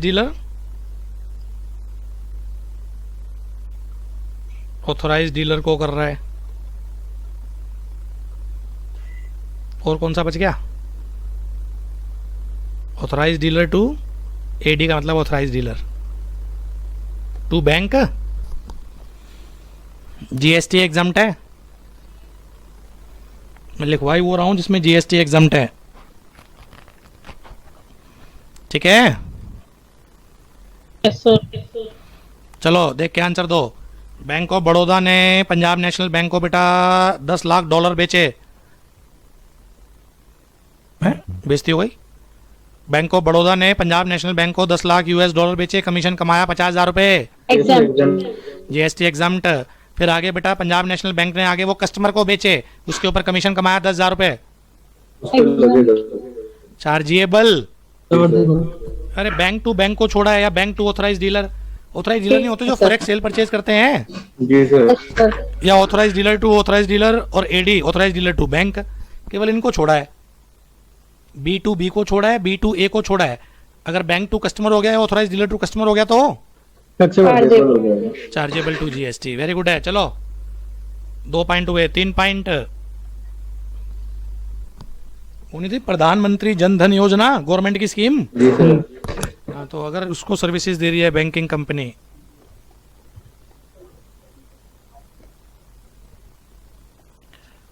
services provided by bank, क्या बोलते हैं इसको? To basic saving bank deposit.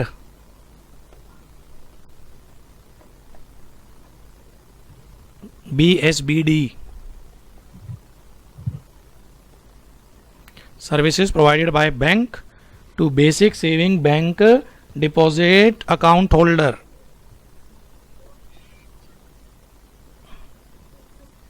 under प्रधानमंत्री जन धन योजना।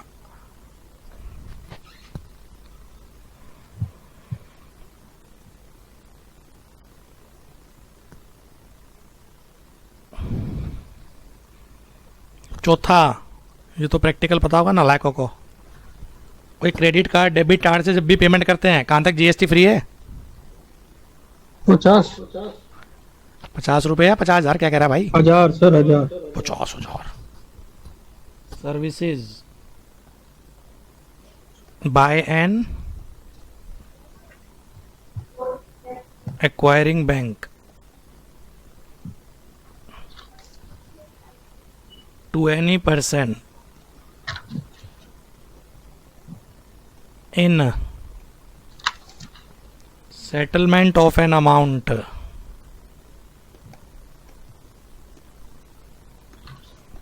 up to rupee 2,000 in a single transaction.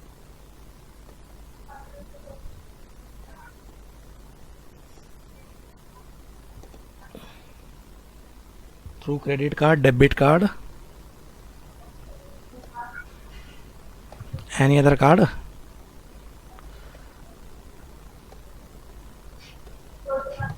क्या चीज़ है बेटा ये? एग्जाम्ट? तो ये मुझे समझ नहीं आई। अरे क्रेडिट कार्ड डेबिट कार्ड से पेमेंट नहीं करते, इवनिंग में फिर सेटलमेंट होती है, तो जो पेमेंट 2000 या उससे कम है उस पर जीएसटी नहीं लगता। जो सेटलमेंट 2000 से ऊपर की होती है उनके ऊपर जीएसटी चार्ज होता है। ओके वो है, ठीक है ना? yes, असल में आपने हमेशा यूज करे ना, आपने कभी इस एंगल से नहीं देखा। हाँ जी सर, यही। हाँ चलो, जैसे हमारी जितनी भी फीस आएगी क्रेडिट कार्ड डेबिट कार्ड के थ्रू 2000 से ऊपर होती है। हाँ जी। हाँ तो चिट्ठी में बेटा हमारे जीएसटी जुड़ के आते हैं फिर, ठीक है? चलो ये 4 सर्विसेज बोल सकता हूँ। Above mention services are exempt from GST. Sir 5 हो गए। 5 कैसे होगी भाई? Above mentioned services are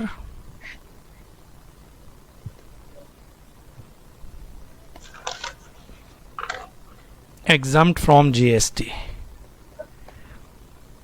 अब इस पे टाइम लगाओ बेटा, उसको एनालाइज कराता हूँ। और कुछ नहीं है, मैं जो बोलता रहा हूँ दिमाग लगाना, ठंडे दिमाग से देख देख के आंसर दे देना, 100% पल्ले पड़ेगा। मैंने आपको 50 लाख का लोन दिया, मैं बैंक हूँ, आप क्लाइंट है। मैंने आपको 50 लाख का लोन दिया, उसके ऊपर 1 लाख का इंटरेस्ट है और 10,000 रुपये लोन चार्जेस हैं। प्रोसेसिंग फी नहीं होती? जीएसटी ट्रीटमेंट बताओ क्या होनी चाहिए? बिल्कुल आराम से चलो, लिखना कुछ मत, मैं लिखवाऊंगा। बिल्कुल आराम से चलो। मैंने आपको 50 लाख का लोन दिया, उसके ऊपर 1 लाख रुपए का इंटरेस्ट है जो आपने दिया है, और आपने बेटा 10,000 रुपये लोन प्रोसेसिंग चार्जेस मैंने आपसे और लिए हैं। तो पहले एक एक चीज़ को पिक करो। 50 लाख रुपए, इसके ऊपर जीएसटी है? No sir. ये तो ट्रांजैक्शन इन मनी है। ये तो ट्रांजैक्शन इन मनी है ना? जी sir. Transaction in money goods की डेफिनेशन से भी बाहर है, सर्विस की डेफिनेशन से भी बाहर है। इसको तो हटाओ, लोन के ऊपर तो कुछ है ही नहीं। Interest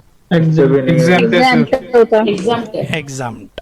and what about loan processing fee? Chargeable to GST. Chargeable to GST. तो लिखे यहाँ पर, एग्जाम्पल बना ले।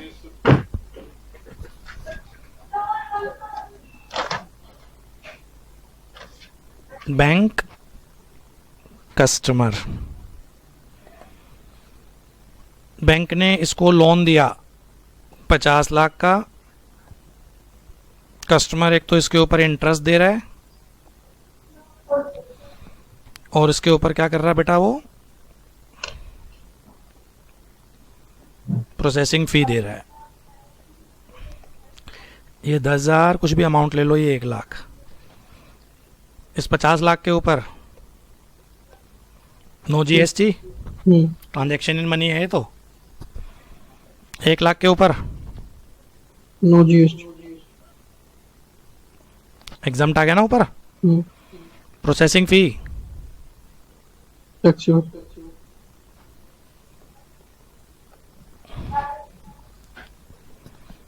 एग्जाम्पल 1 अगर रिवाइज करा हो तो आंसर आएगा अगले एग्जाम्पल का। ये इंटरेस्ट देने में बेटा लेट हो गए। What about interest on interest? Interest देने में बेटा लेट हो गए। What about interest on interest? Chargeable to GST और नॉट? No sir. पढ़ाया था, चैप्टर बता दे बस मुझे। चैप्टर याद नहीं है सर, आपने कहा था कि उस पे नहीं है तो उससे अगले वाले पे। वैल्यूएशन चैप्टर में पढ़ाया था जब ईएमआई करवा रहा था। जी सर, हाँ याद है। इंटरेस्ट एग्जाम्प्ट है तो interest on interest automatic exempt होता है, addition in value. Ji sir. ठीक है, तो सेकंड लिख दूं सीधा है? Interest is exempt, interest on interest is also exempt, है ना? जी सर।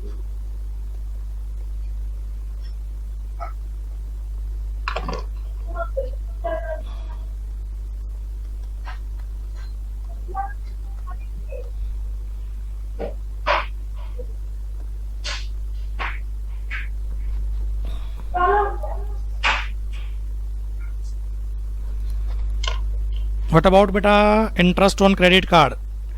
टाइम मिलता है क्रेडिट कार्ड की पेमेंट का, और अगर नहीं करें तो धमाकेदार इंटरेस्ट चार्ज होता है। Yes sir. इंटरेस्ट या पेनल्टी कुछ भी बोल दो, हो उसके ऊपर लगे या ना लगे? सर ले लेते हैं सर वो।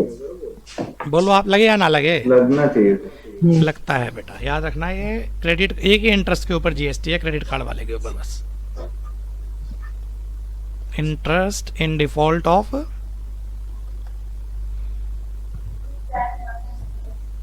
Credit card payment chargeable to GST. Locker charges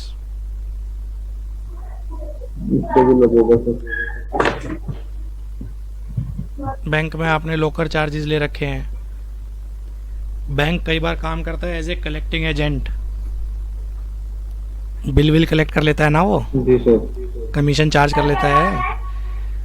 bank service दे रहा है, मर्चेंट बैंकिंग सर्विस.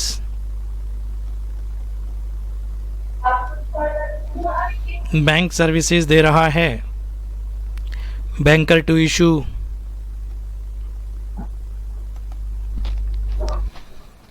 जल्दी बोलो क्या कहते हो. लगेगा सर जी उसमें. लोकर चार्जेस लगेगा. Chargeable to GST. Collecting agent है बेटा बैंक. लगेगा. Chargeable to GST. Merchant banking service. लगेगा sir. Chargeable to GST. Banker to issue. लगेगा सर. Chargeable to GST. ठीक है. जी sir. Next example 5. Punjab national bank ने sale of USD to state Bank of India commission कमाया 25,000. Sale of USD, USD का मतलब US dollar, to authorize dealer commission कमाया 40,000. Sale of USD to customer commission कमाया 50,000. आराम से लिख लो, धीरे धीरे चलो. सर नीचे वाले पे लगेगा, ऊपर वाले पे नहीं. ये क्या sale of last USD to customer. क्या हो जाएगा बेटा? सर नीचे वाले पे लगेगा, सबसे कस्टमर वाले पे. हाँ जी, ये हो जाएगा साहब. इसके ऊपर एग्जाम यहाँ लिखता हूँ, उधर जगह नहीं है. मेगा एग्जाम्शन में है एग्जाम्ड. ये मेगा एग्जाम्शन में है एग्जाम्ड. कस्टमर को दिए टैक्सेबल. ठीक है. Yes sir. अगला भी एक एग्जांपल बना ही देता हूँ, कहीं फंस जाओ. Interest on fix deposit, interest on overdraft cash credit, interest on term loan, working capital loan,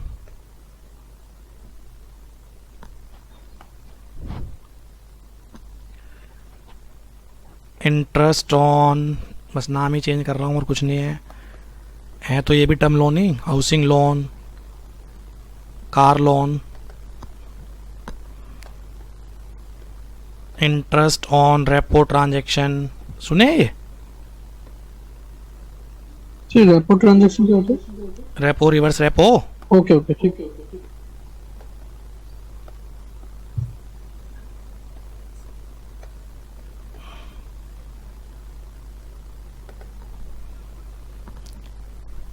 interest on saving account. कहाँ तक लिखे यार?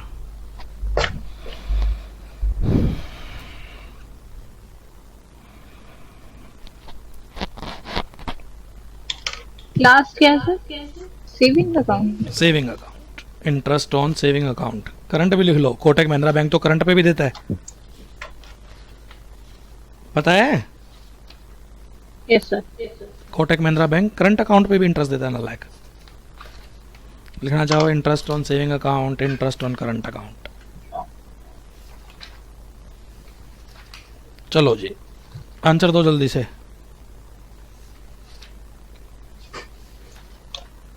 आंसर दो बेटा। सारे एग्जाम थे सर। एग्जाम थे सर। एक सिरे से लिख दो आंसर, सारे ही एग्जाम है।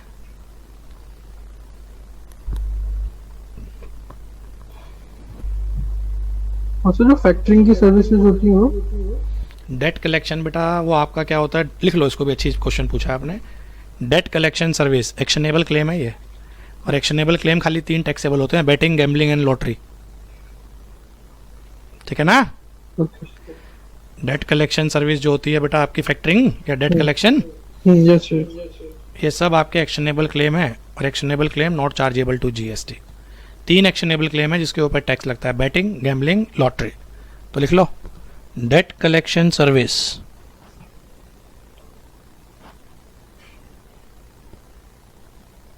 is in the nature of debt collection service in the nature of actionable claim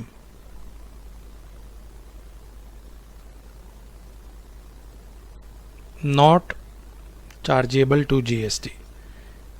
एक कंफ्यूज मत कर जाना बेटा, एक तो डेट कलेक्शन वो होता है जो कंपनी के लिए डेटर से पैसा इकट्ठा करते हैं। फिलिप्स ने ऑथराइज कर लिया आप हमारे डेटर से पैसा इकट्ठा कर लो, लोन फिलिप्स ट्रांसफर के बेटा जगह जगह डीलर बैठे हैं, वो वाला नहीं, ये फैक्टरिंग वाले की बात हो रही है जो एक्शनेबल क्लेम है। नॉर्मल तो वो एजेंसी सर्विस है ना बेटा। अरे यार एफएम वाले पेपर में पढ़ा होगा ना कुछ ऐसा आपने।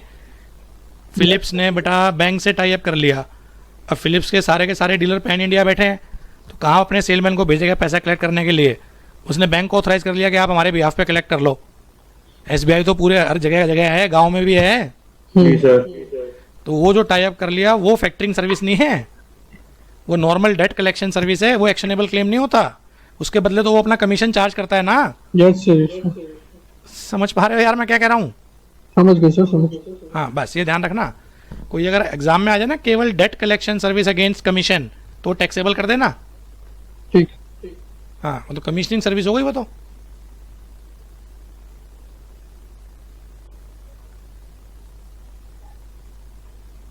क्लियर? यस। ये है बेटा आपकी third service, banking and financial institution service.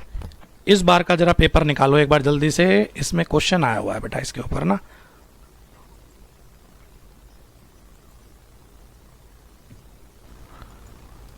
चलो जी, दिसंबर 20 न्यू सिलेबस, दिसंबर 20 न्यू सिलेबस।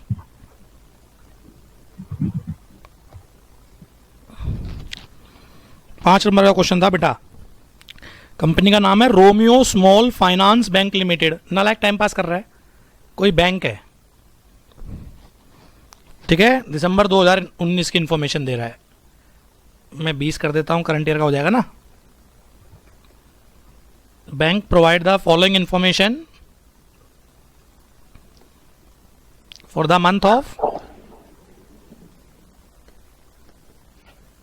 दिसंबर 2020। जल्दी हाथ चलाना। क्या क्या सर्विसेज दी इसने? सबसे पहली इसको कमीशन मिल रहा है, commission receive for debt collection service 10 lakh. क्या ये एक्शनेबल क्लेम है? No sir. नहीं, नो सर। थोड़ी ना है सर, हम तो ऐसे ही बोल रहे हैं, मैं तो एक्शनेबल क्लेम भी नहीं पता। Discount earn on bill discounted,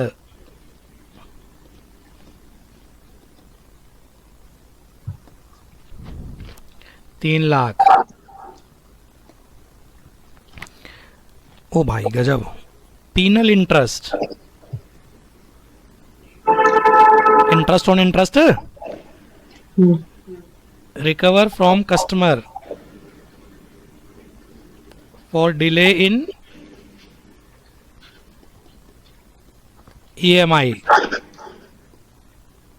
2 lakh. Commission receive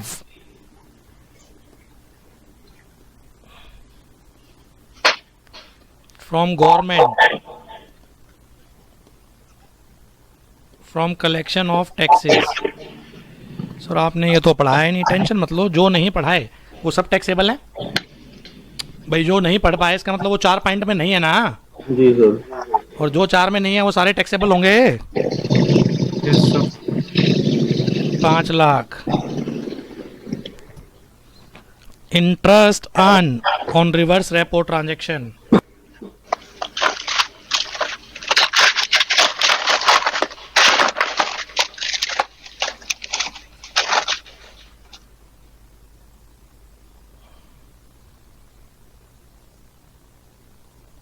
interest earn on reverse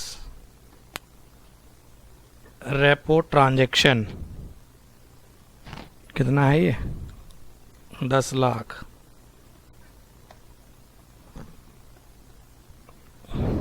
छठा, services to merchant accept credit card debit card. ओ भाई ये भी पूछ लिया क्या? दुकानदारों को सर्विसेज दे रहे हैं। सर्विसेज टू मर्चेंट, वो मर्चेंट किससे पेमेंट ले रहे हैं? कस्टमर से। क्रेडिट कार्ड या डेबिट कार्ड से?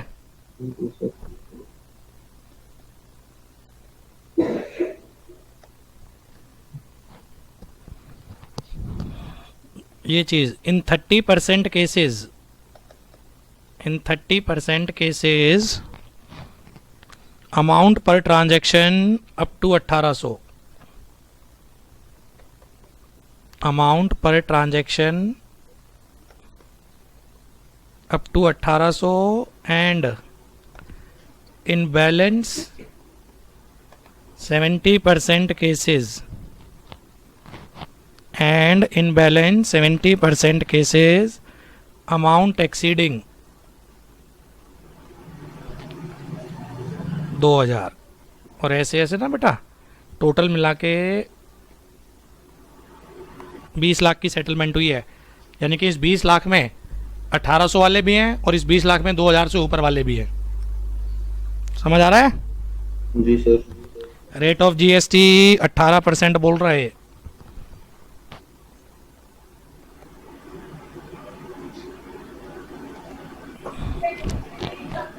कंप्यूट जीएसटी लायबिलिटी करोगे ट्राई?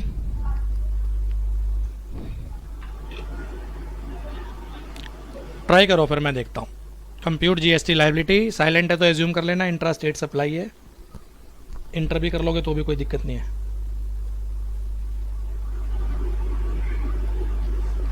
चलें या कर रहे हो?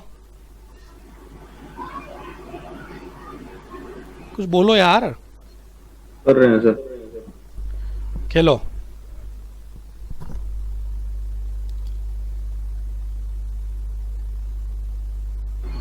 सर लास्ट वाले में क्या लिखा है? Service to merchants. Okay.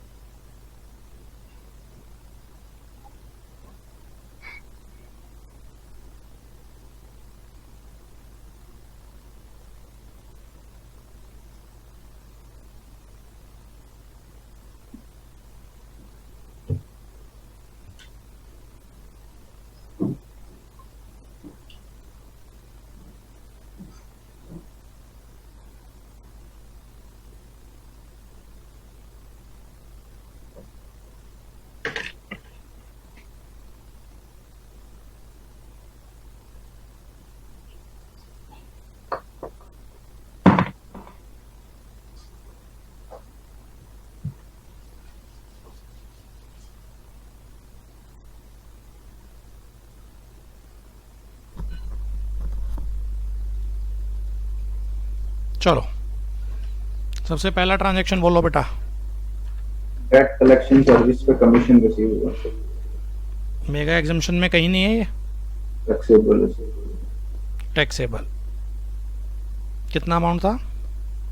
10 lakh sir. आगे बोलो। बिल डिस्काउंटिंग पे इंटरेस्ट डिस्काउंट मिला है इनको। बिल डिस्काउंटिंग ये सर एग्जाम्प्ट हो जाएगा। तीसरा बोलो। पैनल इंटरेस्ट मिला इनको डिले ईएमआई पे कस्टमर से। एग्जाम्प्ट हो जाएगा। इंटरेस्ट ऑन इंटरेस्ट एग्जाम्प्ट है जी सर। सर्कुलर नंबर याद है? कितना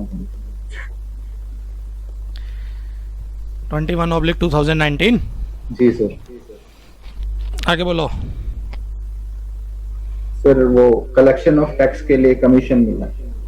commission for collection of tax मेगा एग्जम्पशन में कहीं नहीं है ना? No sir taxable sir. Taxable करो। How much? 5 लाख सर। आगे बोलो। रिवर्स रेपो ट्रांजैक्शन पे इंटरेस्ट मिला है 10 लाख का सर।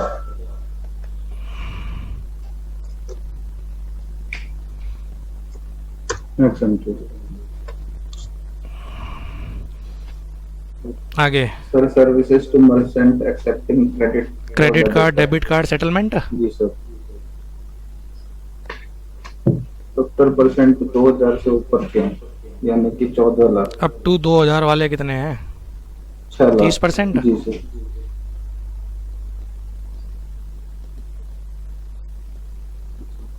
एग्जाम्प्ट है? जी सर। अबव 2000 वाले कितने हैं? 14 लाख सर। 70%।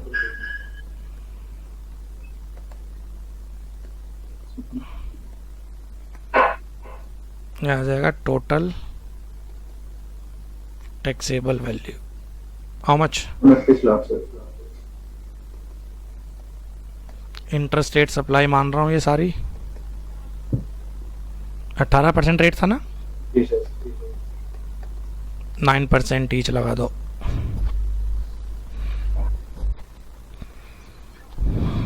दो 2,61,000 2,61,000।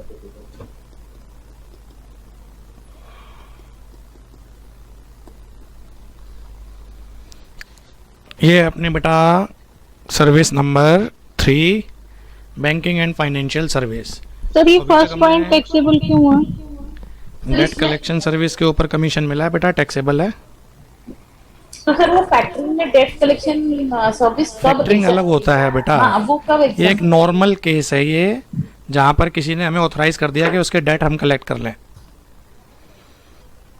ऐसा इसलिए होता है ना कि बैंकिंग चैनल इनकी ब्रांचें हर जगह होती हैं। हाँ सर, तो वो एग्जाम कब होगा? मतलब नॉट चार्जेबल टू एग्जाम नहीं, नॉट चार्जेबल टू जीएसटी का एग्जांपल दे दो। नॉट चार्जेबल का ये तो है वो जो सर फैक्टरिंग वाला जो आपने बोला है ना, एक्शनेबल क्लेम। फैक्टरिंग में होता है उसके अपने डेटर की सेल हो जाती है, वो रिस्पॉन्सिबिलिटी ले लेता है सारी की सारी कि अगर नहीं आए तो मैं अपनी जेब से दूंगा। Like assignment of debt. हाँ हाँ, असाइनमेंट ऑफ डेट ही तो होता है एक्शनेबल क्लेम।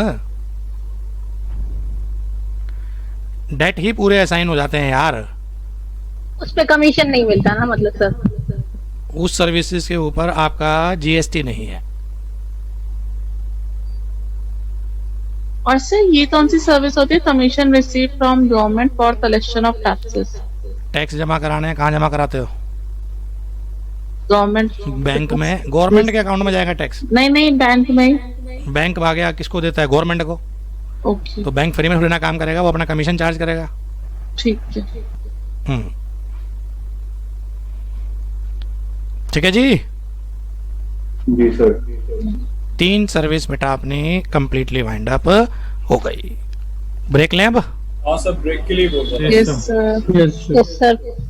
चलो ब्रेक लो बेटा।